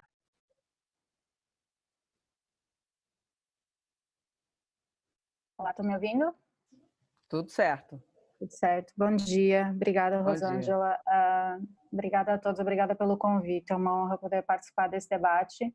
Eu estou tremendo depois da fala do Paulo. Eu tinha vontade de continuar ouvindo o Paulo e obrigada por tudo que trouxe, quem está na ponta, né? Quem está aí no frente de tudo que está acontecendo, com essa visão do micro para o macro. Eu estou abismada com o que eu acabei de ouvir. Então, muito obrigada, Paulo. E a todos. Eu queria só dar um enquadramento, né? Como ficou para mim essa tarefa de trazer o tema da alimentação. Eu queria primeiro fazer uma reflexão. Eu comecei a refletir um pouquinho, né, com a documentação também que eu recebi de vocês, o que seria essa visão de longevidade e bem-estar. E dentro da visão do próprio plano existe que se considera que seria uma cidade gentil que proporciona condições para uma vida longa, saudável e ativa, promotora de autonomia, mobilidade e convivência. E aí eu comecei a tentar perceber, né, porque não é difícil, todo mundo sabe que uma alimentação saudável é promotora de longevidade. Então, se as pessoas se alimentarem de forma melhor, a gente pode olhar a longevidade e bem-estar por dois pontos de vista. Como é que eu vivo bem para viver mais e como é que eu vivo melhor já que eu vivi mais? Então, como é que eu consigo ter uma condição, uma qualidade de vida numa idade mais avançada e como é que eu consigo ter uma qualidade de vida ao longo da vida para que eu atinja uma idade mais avançada? E isso, a alimentação, né, existe inclusive um estudo de Harvard, mas vários estudos que em 2017 que saiu e que fez um mapeamento da dieta de 74 mil pessoas ao longo de 12 anos e conseguiu entender que uma alimentação saudável pode ter uma redução de 8 a 17% do risco de morte prematura. Isso tem uma relação muito grande com as doenças crônicas não transmissíveis, né? A gente sabe na influência que tem de diabetes, hipertensão, eu não sou de saúde pública, mas a gente sabe quanto que isso era, na verdade, uma das primeiras causas de mortes no planeta até então. Então, a relação que a gente tem com a alimentação, historicamente, tem uma relação muito grande com a esperança de vida que a gente tem, ou longevidade que a gente consegue alcançar. Mas, exatamente como falou o Paulo, né, nós não podemos não territorializar a longevidade. Então, o CEP que a gente tem pode dizer muito mais sobre o tempo que a gente vive médio do que propriamente o nosso código genético ou a família de onde a gente está vindo. E eu dei uma olhada no mapa da desigualdade até de São Paulo, comecei a dar uma olhada por aí e percebi que, por exemplo, para termos uma ideia da dimensão do que a gente está falando, na cidade de São Paulo, um bairro como Jardim Paulista, as pessoas têm uma esperança média de vida de 79,40 anos, a idade média de óbito. Já em Jardim Ângela, essa idade média desce para 55,70, que é aproximadamente a esperança média de vida que existia em 1960 no Brasil. Então, quando a gente está falando de longevidade, acho que a gente precisa de olhar como é que a gente consegue criar cidades em que mais pessoas possam ter vidas longínquas e como é que a gente pode dar uma melhor condição de vida. E isso vai tocar direto na desigualdade. Então, vai tocar direto. Se as pessoas, se a alimentação tem uma relação direta com o aumento da esperança média de vida, se as pessoas em territórios vulneráveis estão vivendo menos tempo, claramente a gente tem um entrave aí da relação com a alimentação, com a qualidade de vida, com o bem-estar nesses territórios que é diretamente relacionado com a desigualdade. E a gente está falando isso ao nível do bairro. Mas se a gente falar isso ao nível geral, né, existe o que se chama de bônus demográfico ou de desigualdade demográfica, que ela é vista do ponto de vista global até a microescala. Então, as pessoas no norte do mundo, de onde eu venho, se tem uma esperança média de vida maior do que no sul. Branco tem uma esperança média de vida maior no Brasil do que negro ou pardo. Isso no Brasil tem uma diferença mais ou menos no Rio de Janeiro, na cidade, no estado do Rio de Janeiro, tem uma diferença mais ou menos de 3 anos. Pessoas brancas vivem em média 3 anos a mais. A gente tem uma diferença em território a nível nacional também. Se a gente olhar a esperança média de vida de dados do IBGE de 2018, por exemplo, no Maranhão, a esperança média de vida é aproximadamente 71 anos, e em Minas Gerais, 79. Então, a gente tem uma diferença de 8 anos passando de um estado para o outro. Então, não tem como não territorializar. Ao mesmo tempo, a gente sabe que, em contrapartida, né, parece que é um privilégio, mas que mulheres vivem mais do que homens, em média, isso também tem muito a ver com externalidade. tem a ver com morte provocada por violência. E essa diferença entre a esperança média de vida de mulheres e de homens tem aumentado conforme vai diminuindo a segurança pública. Então, a gente consegue olhar, quando a gente olha para a longevidade, a gente consegue ter um mapa de que mundo a gente está vivendo hoje. E só para a gente dar assim uma ancorada, só no Rio de Janeiro, se a gente olhar, né, de acordo com dados do IPP, a esperança média de vida por bairro, se a gente considera o Complexo do Alemão, tem uma esperança média de vida de 64 anos, 65. Já o bairro da Gávea consegue ultrapassar 80 anos de esperança média de vida. Então a gente tem uma diferença de mais de 15 anos dentro da mesma cidade, dentro do mesmo município.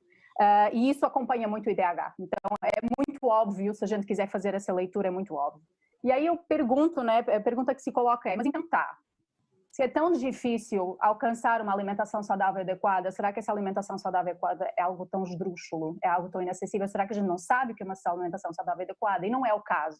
Nós temos, inclusive, né, lançado pelo Ministério da Saúde, junto com a OPAS, o Guia Alimentar da População Brasileira, que foi lançado já uns anos atrás, né, durante todo um movimento que existiu, inclusive, do parte do governo federal, de um programa Fome Zero, de conseguir aumentar o acesso à alimentação saudável adequada, que é, lembrando, um direito humano e um direito constitucional, que todas as pessoas tenham acesso a alimentos em quantidade e qualidade em todo o território. E esse Guia Alimentar da População Brasileira, o que eu falo em essência se alimenta de alimentos in natura, nutritivos, com macro e micronutrientes, biodiversos, oriundos de uma agricultura biodiversa. Isso a gente também tem agora relatório recente da Fundação EAT com o jornal The Lancet, que mostra o quanto que uma dieta, teoricamente uma dieta planetária, que em essência é quanto mais biodiversidade a gente tem no prato, mais biodiversidade a gente vai ter nos sistemas produtivos. Então, comer saudável sustenta um sistema sustentável. E um sistema sustentável sustenta uma alimentação saudável. As duas coisas estão completamente integradas. E quando a gente olha para entende que tá, mas então é simples, não é só comer alimentos in natura, é o arroz e feijão, é a fruta e a verdura, não é nada de muito esdrúxulo, não precisamos de ir nos superfoods, superalimentos, que teoricamente seriam caríssimos e um grande peso no orçamento familiar, né? Algo muito simples, mas não se mostra tanto assim. E nesse momento a gente está entrando num esquema num momento em que a gente está entendendo a crise e o risco de insegurança alimentar que estamos vivendo do ponto de vista global, mais especificamente também nos territórios mais vulneráveis. E o que se dá, o que seria uma crise alimentar? Uma crise alimentar é essencialmente uma crise de acesso ao alimento. Então, o que acontece? A gente produz, ao nível global, calorias suficientes para alimentar cerca de 10 bilhões de pessoas, e a gente sabe que no caso da América Latina e no caso do Brasil, nós temos capacidade de produção interna que sustenta a demanda interna. Então, a gente não teria risco de fome. Isso não existe do ponto de vista lógico, risco de fome no momento, que a gente tenha uma dificuldade de acesso e de distribuição dos alimentos. E isso está acontecendo em várias escalas, né? Então, nesse momento, a pandemia do coronavírus, do Covid-19, o que ela está trazendo é trazendo para a tona da água todas as dificuldades de um sistema alimentar e de um esquema alimentar que é muito predatório, que é linear, que é não circular, e que não está focado em alimentar pessoas, mas que o alimento é cada vez mais visto como um commodity, ele é visto como uma mercadoria comercial e não como um direito à alimentação e à saúde. Não é visto como um direito humano à comida. A gente tem de comprar alimento e isso é um direito que a gente teria universal. E quando a gente olha esse ponto de vista global, a gente já começa a ver, né? Eu tenho visto vários relatórios da FAO, inclusive trazendo essa informação, o quanto que uma série de países está fechando as suas fronteiras às exportações. Então a gente vive num mundo em que tem iogurte voando para a gente conseguir se alimentar, enquanto há uma produção de laticínios em Minas Gerais, mas a gente tem iogurte voando pelo planeta inteiro e promovendo uma série de quilometragens que a gente não entende muito bem. A gente tem alho vindo da China. Então, o quanto que o sistema alimentar se estruturou de uma forma é que, na verdade, alguns alimentos, ou a grande maioria desses alimentos, poderiam ser produzidos de uma forma local. Quando essas exportações são cortadas, começa a existir um sintoma de crise alimentar, que vai faltar comida para todo mundo, porque os países começaram a olhar para o mercado interno e começaram a olhar para a subsistência das suas populações. Há uma quebra da exportação e importação e da logística internacional diretamente relacionada com a pandemia do Covid-19. Mas quando a gente olha para esse risco alimentar atinge todos. Enquanto quando um país fecha a fronteira, ele na verdade está prejudicando todos à sua volta, e porque a gente tem um sistema alimentar que é muito dependente dessas trocas nesse momento. Isso significa, isso representa um sistema alimentar global não resiliente. Então, no momento de uma crise, de repente a gente não sabe o que vai acontecer. Isso já vem se provando em alguns momentos atrás, né? A gente sabe, já teve a crise do trigo, tem a crise do arroz, Então, quando existe uma estruturação de sistemas alimentares numa base de demanda internacional, a gente começa a diminuir a resiliência do próprio sistema. E a América Latina, nesse momento, como eu já falei, né, nós temos uma autossuficiência em alimentos. Inclusive, uma notícia boa, existe um acordo entre os 25 países latino-americanos, assinaram um acordo para garantir que não vão oscilar nas tarifas de transação, para conseguir garantir que todo mundo vai poder fazer transação de alimentos na América Latina para garantir a segurança alimentar no continente. Então, o que acontece? Nós temos, por um lado, ao mesmo tempo, a gente sabe que no Brasil, cerca de 70% daquilo que a gente consome é oriundo da alimentação da agricultura familiar. E a gente continua tendo os agricultores familiares produzindo no território brasileiro. Então, qual é o problema, né, que a gente está vivendo? Existe produção, por um lado, existe demanda pelo outro, mas nós temos uma insegurança alimentar crescente. Então, nós temos os números da obesidade e da fome crescendo no Brasil, e a obesidade e a fome são duas faces da mesma moeda da insegurança alimentar. Então, a obesidade não é comeu demais, é comeu de forma desnutritiva. Então, a relação fome e obesidade tem crescido e cada vez mais nos países mais desiguais, elas vão de mão dada. E como é que a gente olha para isso, né? Como é que isso afeta ainda mais a população vulnerável? Então, se a gente tem uma redução de renda, que as pessoas estão, principalmente nas populações mais vulneráveis, nos bairros mais vulneráveis, as pessoas dependem muito do emprego informal.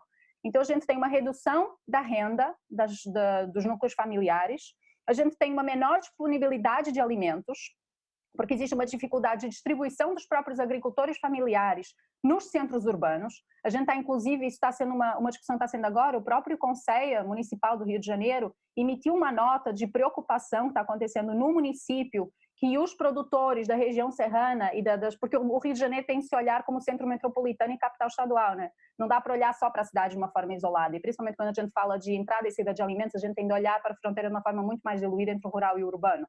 Então, esse é um debate de planejamento que tem que ser cada vez mais forte. A Unebitá, inclusive, está cada vez mais atuando nesse sentido. Então, existe essa dificuldade que agora, com o lockdown e a possibilidade de lockdown, que muitos agricultores não consigam entrar na cidade para distribuir os seus alimentos, que eles estão conseguindo distribuir em algumas feiras que ainda existem, distribuição diretamente no domicílio. Então, a gente está tendo uma dificuldade de chegar os alimentos na cidade, as pessoas têm uma dificuldade de renda para conseguir ter esse alimento, e ainda mais do que isso, a gente tem uma grande questão que eu gostaria de aprofundar um pouquinho mais, da pausa, da pausa nas escolas. Então, eu queria só dar essa olhada pela alimentação escolar, o quanto que a gente agora está passando por uma dificuldade muito grande, porque muitas dessas famílias, situação mais vulnerável, garantiam a alimentação dos seus filhos com a merenda escolar, com a alimentação escolar. No momento em que a alimentação escolar não está sendo disponibilizada, está existindo uma série de opções e cada município está pegando uma estratégia diferente de entrega, muitas vezes, de vale de cesta básica, que é a opção tomada pelo município do Rio de Janeiro. Só que esse vale de cesta básica não está garantindo, e saíram matérias recentes da Agência Brasil, não está garantindo um acesso a alimento nem para 10 dias de uma unidade familiar. Então, a gente precisa de rever, e as pessoas têm esse acesso a esse vale e elas acabam indo num supermercado. Então, elas não fortalecem a economia circular da alimentação e dos alimentos, porque elas acabam não comprando a agricultura familiar, que é o que é garantido através de uma compra pública.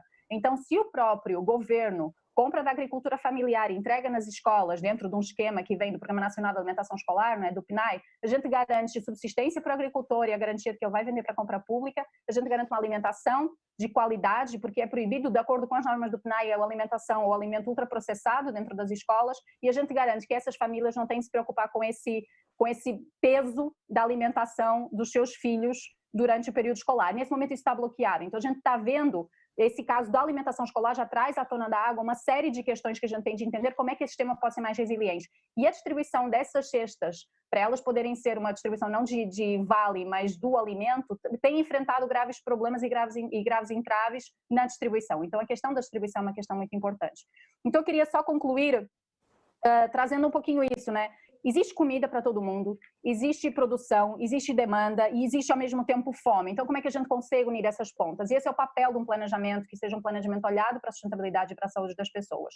O nosso sistema alimentar impacta nos 17 ODS. Se a gente olhar para esse tema da alimentação escolar, a gente impacta diretamente em acesso à educação, a gente impacta na redução da fome, na redução das desigualdades, no apoio ao emprego, com os nossos produtores. Então, a gente tem uma série de ODS que são impactados com uma pequena medida, que pode ser considerada pequena, como a alimentação escolar.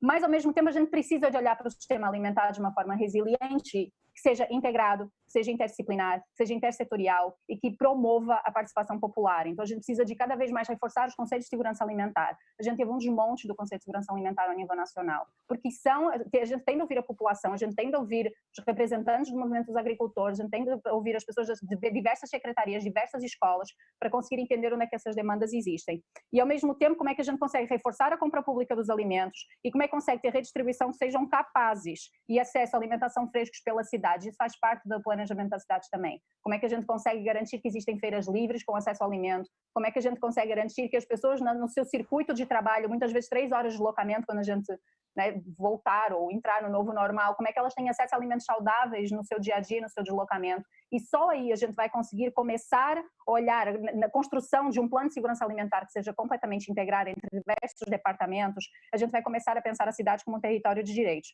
E o primeiro território de direitos é que todo mundo tem direito à água limpa, tem direito a um alimento de qualidade e tem direito a uma habitação.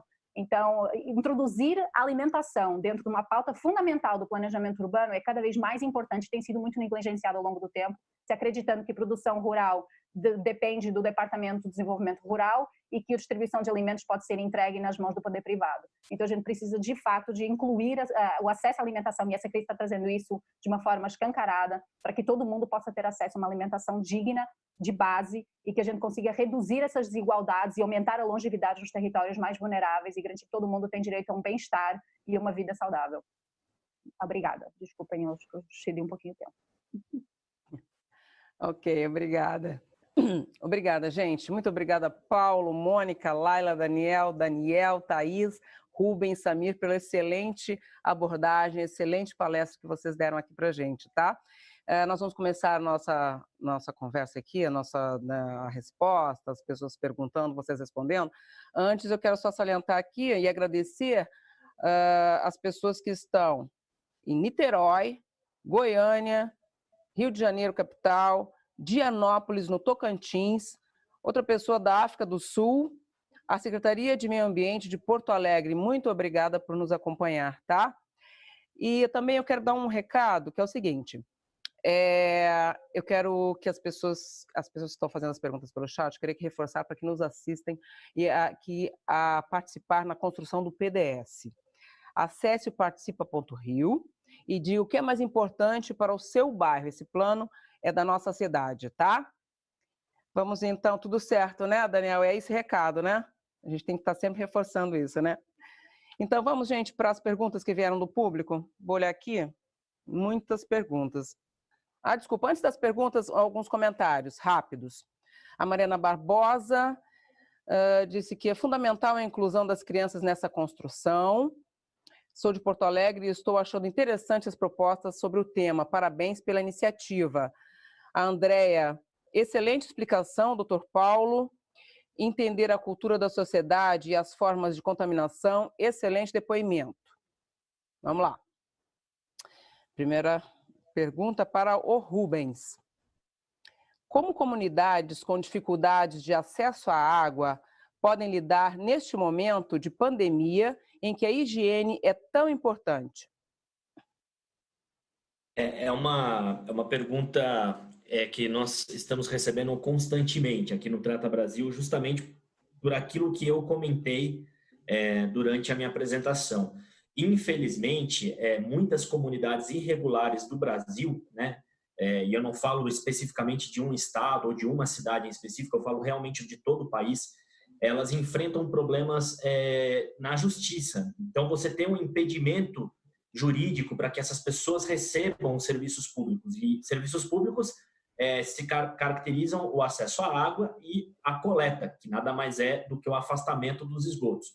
Neste momento, nós, Instituto Trata Brasil, estamos usando um pouco da nossa força com a imprensa e com algumas autoridades públicas para pressionar que essas decisões judiciais elas sejam esquecidas momentaneamente. Eu acho que fica muito claro agora, nesse momento, que a gente não pode tratar algumas localidades apenas num papel de decisão jurídica. A gente realmente precisa que os promotores públicos, que os defensores públicos, né, o pessoal que trabalha na defensoria, olhe para essas comunidades como algo emergencial. O acesso à água, nesse momento, é algo emergencial. Não pode ser feito amanhã, daqui 15, 20 dias. Então, a gente está orientando, a gente está buscando esse diálogo com as autoridades públicas para que essas comunidades que estão sendo impedidas de receber o serviço de abastecimento de água por alguma companhia de saneamento básico em algum local do Brasil, para que essas companhias sejam autorizadas a fornecer algum tipo de abastecimento alternativo e rápido.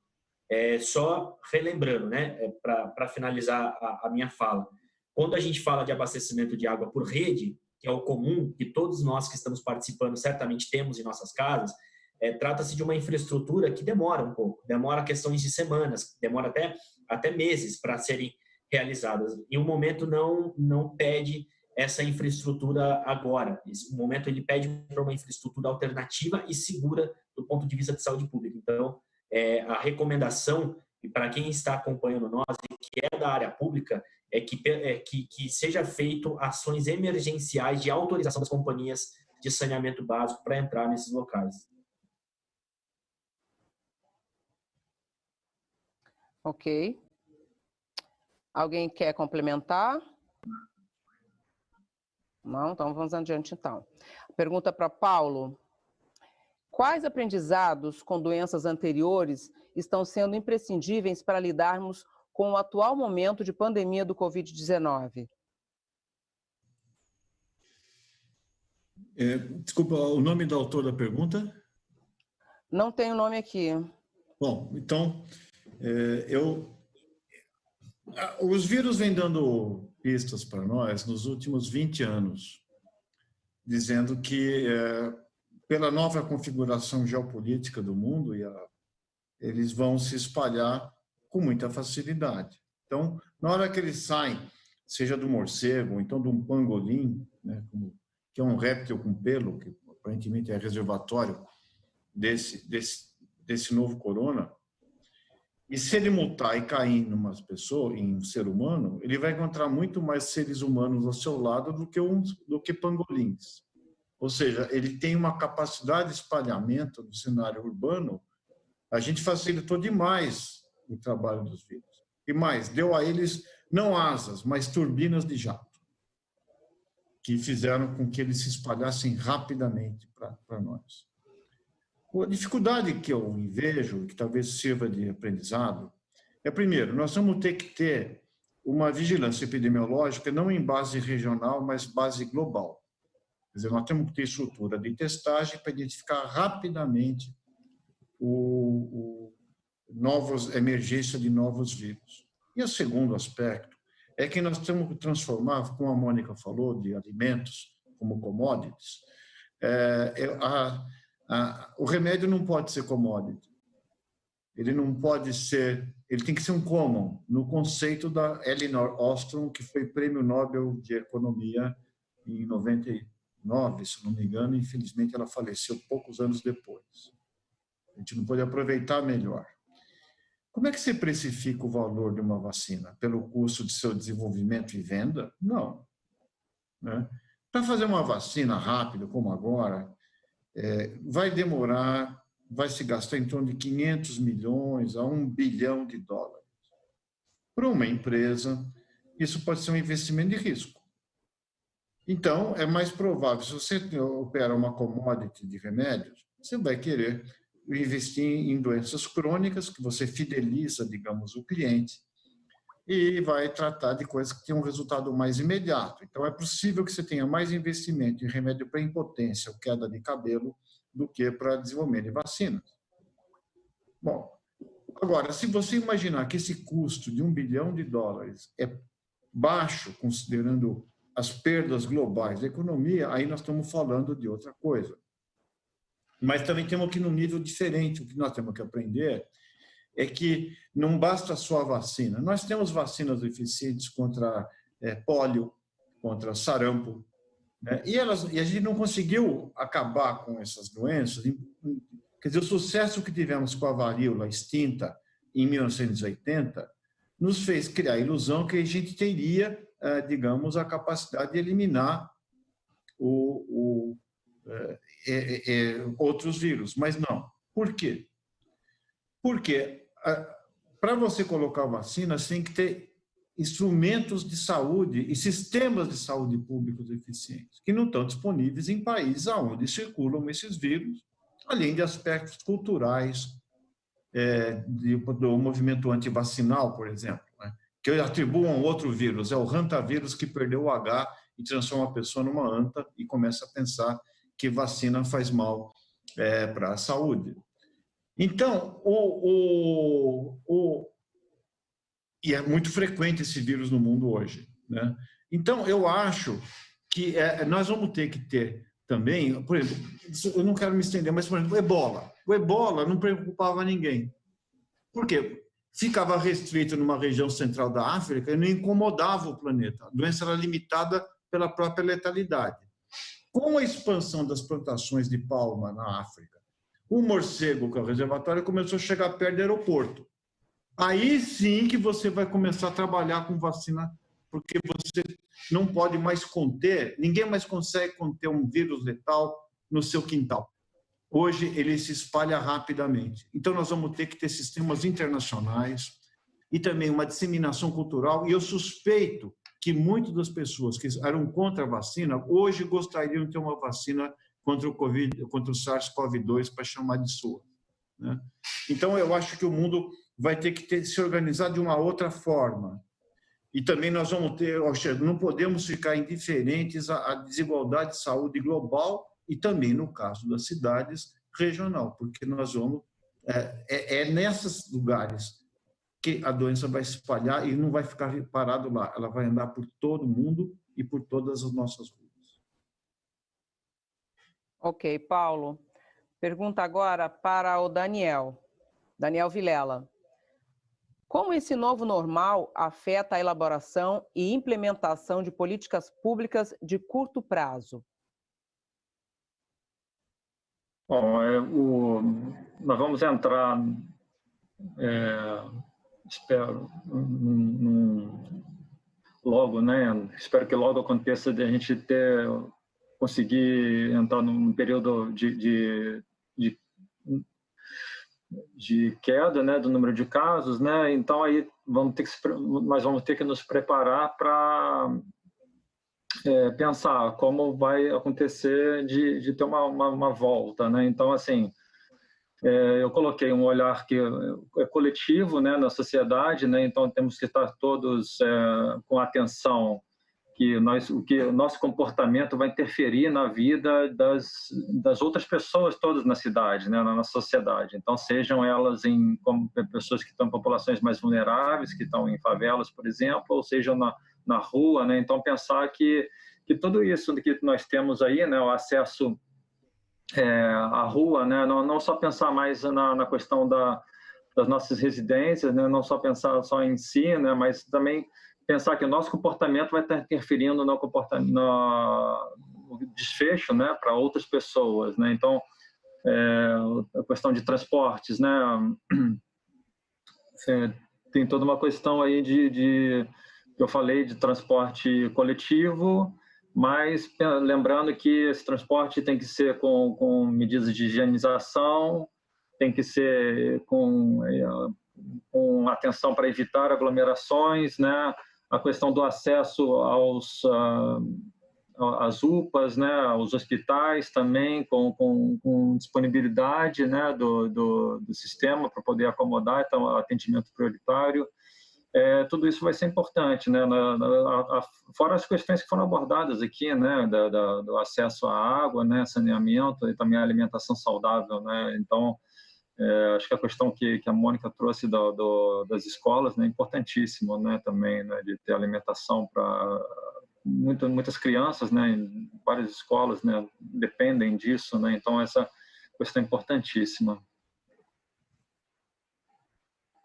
Ok, Daniel, obrigada. Agora tem uma pergunta para a Mônica. Como os governos podem estimular uma alimentação saudável diante de tantos desafios que a pandemia traz para as famílias? Obrigada. Quem é que endereçou a pergunta? Oi?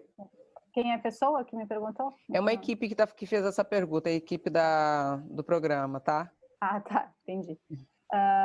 Então, tem muitas formas, né? Não só, é que eu acho que a gente não pode situar a pauta da alimentação saudável e sustentável no momento pandemia. A pandemia, o que ela é uma lente de aumento para tudo que precisa ser feito e que já precisava ter sido feito ou ter sido não descontinuado alguns dos programas ao longo dos últimos tempos. Então, para a gente poder promover uma alimentação saudável para a população, vai depender de que população a gente está falando e vai depender de quais ferramentas a gente pode estar considerando. Mas, por exemplo, a questão da compra institucional, né, da compra pública, é uma das maiores garantias da alimentação saudável e sustentável, por exemplo, em hospitais públicos, servidores, escolas. Então, a gente consegue garantir que uma grande maioria da população, através de uma compra pública, possa ter acesso a uma alimentação saudável e sustentável, principalmente se essa compra tiver em conta o guia alimentar da população brasileira e tiver em conta as demandas que a gente tem de distribuição e de escoamento de produção dos agricultores e da agricultura familiar. Por exemplo, uma situação que aconteceu pontual, que para mim é bem testemunho da dificuldade que a gente tem, a gente praticamente perdeu mais de 1 tonelada de caqui que foi produzido orgânico na região metropolitana do Rio de Janeiro, porque os agricultores não conseguiam entregar esse caqui. Teve um bloqueio das feiras por algum período, eles não conseguiriam fazer esse escoamento do produto, não havia quem fosse lá buscar o produto e eles estavam perdendo o alimento. Então a gente tem um alimento orgânico, saudável, sustentável, produzido na região, de arranjo local, que não consegue chegar no consumidor. Então a gente precisa de entender como é que, por um lado, consegue garantir redes de distribuição, né, que têm de ser cada vez mais garantidas. Por outro lado, como é que a gente consegue admitir que a compra pública é uma ferramenta muito forte. Principalmente a gente tem agora, né? Eu acho que a gente tem que começar a olhar para o surreal desse momento que a gente está vivendo e para olhar para as coisas que são de uma lógica muito equivocada. Como é que, ao mesmo tempo, se a gente quer uma garantia da alimentação saudável e sustentável como direito básico universal para todo mundo, como é que a gente consegue isentar de imposto as indústrias de refrigerantes na Zona Franca de Manaus em torno de 7 bilhões de reais e, ao mesmo tempo, a gente conseguir 500 milhões entregues no programa de aquisição de alimentos, que garante a produção da agricultura familiar e a entrega para as populações mais vulneráveis em banco de alimentos, em restaurantes populares, seja uma luta, que teve de juntar mais de 700 entidades com a Articulação Nacional da Agroecologia. A gente tem aqui um impasse de que está privilegiando sistemas predatórios em contrapartida ao alimento como direito à vida. Então, isso tem de ser feito em todas as instâncias. Isso é uma coisa que tem de ser continuada com pandemia, sem pandemia, porque pandemias vamos ter outras. Então, a gente precisa de garantir uma resiliência. Outra coisa muito importante, as pessoas precisam ter acesso a uma informação clara, a gente precisa mudar o sistema de rotulagem, nem que seja selo municipal. Como é que a gente consegue garantir certificação e rotulagem para a pessoa saber o que ela está comendo? É muito difícil as pessoas terem informação sobre o valor nutricional real que elas estão comendo, principalmente quando a gente tem uma indústria da propaganda muito maior do que uma indústria informativa. Então, como é que eu consigo olhar aquele produto e saber se aquele produto de fato vai me fazer bem ou se aquele produto está me enganando? Que é uma questão também super importante. Como é que a gente consegue também apoiar, ou as prefeituras podem ter um papel muito importante nisso, apoiar numa transição digital para os produtores? Então, aqueles que estão produzindo, como é que eles conseguem agora se atualizar às demandas da digitalização que a gente está tendo no mundo e está vendo com a pandemia? Como é que a gente consegue capacitar essas pessoas com acesso à tecnologia para que elas consigam escoar e comercializar os seus produtos? E, ao mesmo tempo, ajudar com esse transporte. Então, tem uma série de coisas que poderiam fazer parte de um plano intersetorial de segurança alimentar e de um olhar para a cidade sustentável, tanto como as pessoas conseguem, a gente fala muito isso no Instituto Comida da Manhã, né? Como é que as pessoas conseguem ter informação suficiente para que possam tomar melhores decisões e como que a política pública pode entregar as condições necessárias para que essas melhores decisões possam ser tomadas. De que adianta eu saber que o alimento saudável, eu preciso de comer um arroz integral, se o arroz integral está a um preço muito mais alto e eu não tenho acesso ao produtor e eu tenho de comprar no supermercado que vai me vender uma macarrão instantâneo, não preciso nem dizer o nome, por R$1. Né? Como é que eu, que não tenho um orçamento familiar muito reduzido, por que eu não tenho acesso a esse alimento? Né? Como é que a gente consegue rever? E agora, acho que nesse momento essencial, né? Quando a gente olha para a questão da alimentação escolar, um vale compra de R$100 dentro de uma compra pública, R$100, quando se compra em grande escala, pode garantir a alimentação dessa criança. Mas quem está comprando individualmente não consegue garantir que esse recurso vai ser suficiente para a criança comer ao longo do mês. Mas todos os problemas de saúde que estão acontecendo, mas quantas pessoas estão dentro desses lares? Então, nesse momento, já o poder público conseguir olhar para isso e dizer como é que a gente consegue usar essa oportunidade para otimizar como é que é feita a distribuição, o armazenamento e o escoamento da produção da nossa região, para as pessoas, e principalmente para as pessoas em situação de vulnerabilidade, para as crianças que estão fora da escola nesse momento, já é um passo enorme para garantir uma alimentação saudável. E eu vi também uma pergunta sobre a agricultura urbana, então acho que o incentivo também à produção urbana de alimentos tem que ser cada vez mais crescente. Isso aconteceu, a gente pode se inspirar também em momentos, eu acho que tem algumas coisas que eu tenho lido agora, né? Como é que a gente se inspira em momentos de crise coletivos, de cidades, e como é que a gente se inspira em momentos de crise, de isolamento pessoais. Eu estava lendo há pouco tempo sobre a história do Nelson Mandela, né? Como ele passou 20 anos em Rhode Island e o que ele fez foi plantar. Ele plantou uma horta. E isso fez com que eu conseguisse sobreviver durante aquele período. E, ao mesmo tempo, quando a gente olha para uma cidade, por exemplo, o caso de Rosário, na Argentina, que em 2001 teve uma crise econômica gigante, tinha cerca de 60% os níveis de pobreza da população, e o que eles fizeram foi um programa de agricultura urbana com organização de redes de compradores. Então, a própria prefeitura começou a fomentar cada vez mais, usar espaços e terrenos públicos para a produção de alimentos e criar essa rede de distribuição com os consumidores locais. Então, desce o preço do produto, garante que as pessoas vão ter acesso à alimentação e, ainda por cima, consegue tornar a cidade cada vez mais verde, com captura de carbono. Então, é só vantagem para todo lado. Então, que a gente possa usar esse desafio que a gente está vivendo agora para fortalecer os nossos sistemas e tornar eles mais resilientes, para que em momentos de crise a gente consiga se adaptar melhor, a gente consiga se ajustar melhor e que os mais vulneráveis não voltem de novo a ser aqueles que são sempre os mais prejudicados. Porque nesse momento, e esse vírus faz isso, né? A gente entende que a vulnerabilidade que a gente está vivendo, uma pessoa contaminada pode contaminar uma série de pessoas. Então a gente está percebendo no tapa na cara de que se for ruim para um, é ruim para todos. Então, a gente precisa de se fortalecer como sociedade, de uma forma colaborativa, para que todo mundo possa ter uma vida mais saudável e mais longevidade, e dessa forma a gente consiga reduzir também a propagação de vírus para todo mundo.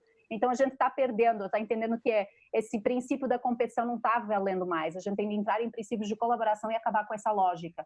Então, eu acho que tudo isso, todas essas informações, tem uma série de pontas que podem se pegar, porque é tão vasto o caminho e são tantas as demandas e as necessidades, que a gente precisa, de fato, começar a olhar para isso e olhar para a política alimentar como algo muito sério e que toca em várias frentes, desde o movimento social, a diversos departamentos, saúde pública, e entender que é um eixo central. Mônica, eu tenho uma outra pergunta para você, mas eu gostaria que você fosse um pouquinho mais breve, tá? Que eu já vou perguntar para você já, que você já está com a palavra. O que acha da ideia, da possibilidade de implantarmos fazendas verticais em favelas urbanas? Não seria interessante? É ótimo, eu acho que todas as ideias de produzir seu alimento e de se apropriar do direito a produzir sua comida e comer sua comida, todas elas são ótimas, principalmente em territórios vulneráveis, né? Se a gente consegue que as pessoas possam produzir o seu alimento nesses territórios e não depender desses mecanismos, a quantidade de resiliência e de segurança alimentar que a gente poderia estar garantindo. Mas eu acho que isso tem acontecido, tem alguns movimentos, inclusive, que acontece isso, tem algumas hortas acontecendo em alguns bairros, inclusive existiu um movimento das hortas cariocas por parte da Prefeitura do Rio de Janeiro, da Secretaria de Meio Ambiente, que é um programa com muito sucesso, mas como é que ele pode ser expandido, né? Ainda por cima garante geração de renda para as populações daquelas comunidades que vão trabalhar nessa horta.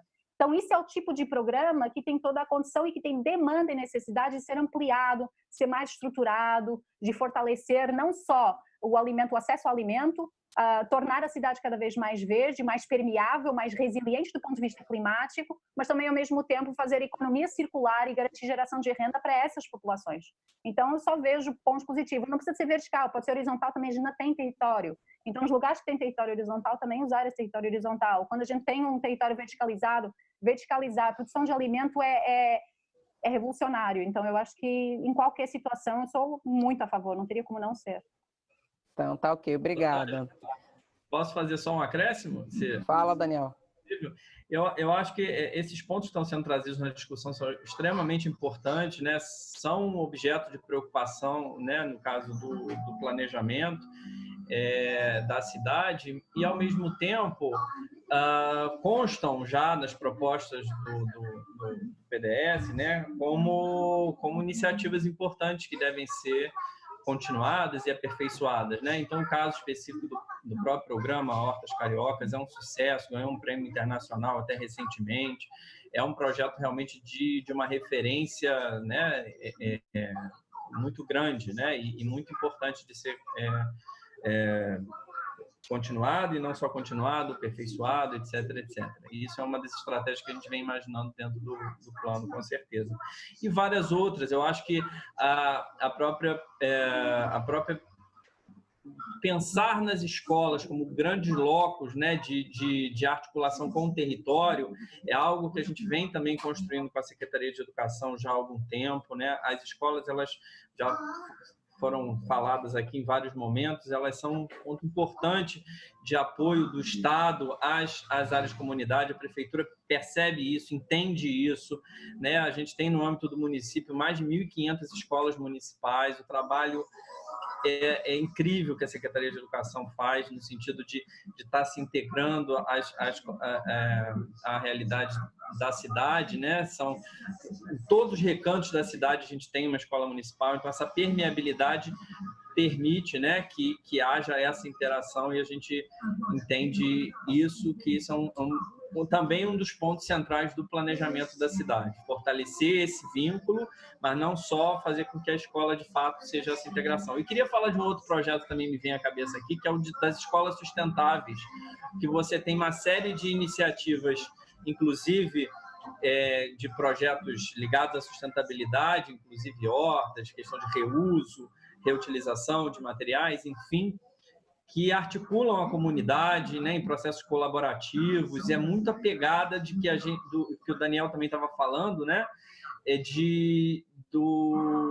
que a gente trabalhou muito nos encontros presenciais no ano passado com a população, de que a gente não faz um desenvolvimento sustentável sozinho, né, que não há um ente responsável por isso. Todos nós somos responsáveis por isso, né, como cidadão, como comunidade, como instituição pública e dentro desse contexto de unidade. Então, eu acho que esse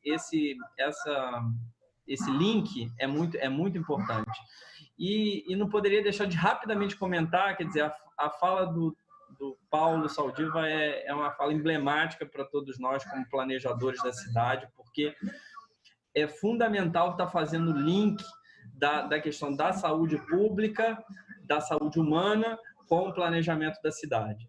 E, às vezes, a gente percebe um pouco essa discussão, em vários momentos, né, ser muito apartada, e eu acho que a gente tem que trazer isso para uma discussão mais próxima, mais concreta, realmente, como o doutor Paulo aí está trazendo, né, o Paulo está trazendo, de que isso impacta diretamente no eu, na comunidade e na estrutura urbana, né?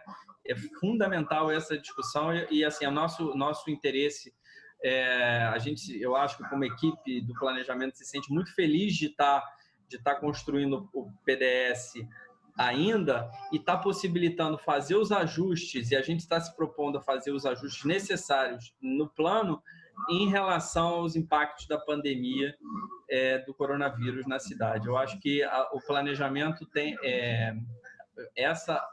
vendo isso um pouco como uma oportunidade da gente estar revendo alguns conceitos de planejamento da cidade, é fundamental nesse momento, realmente. Ok, obrigada, Daniel. Gente, a gente poderia ficar aqui até, né, seguindo a tarde, debatendo sobre isso, que é muito interessante, muito importante, nos dias de hoje, principalmente.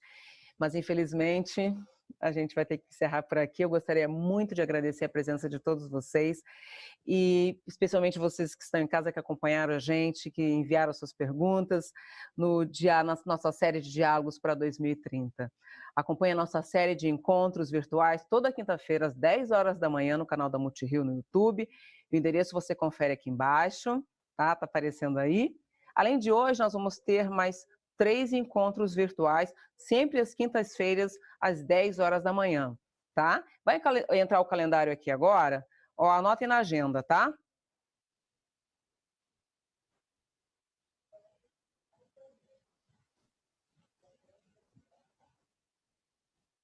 Obrigada a todos.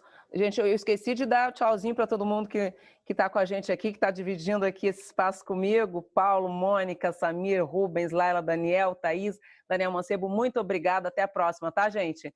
E vocês que estão em casa, que estão nos assistindo, lembre-se que, terminando aqui, acesse a página do participa.rio e dá a sua colaboração. Vamos construir juntos o Rio que nós merecemos e que nós queremos.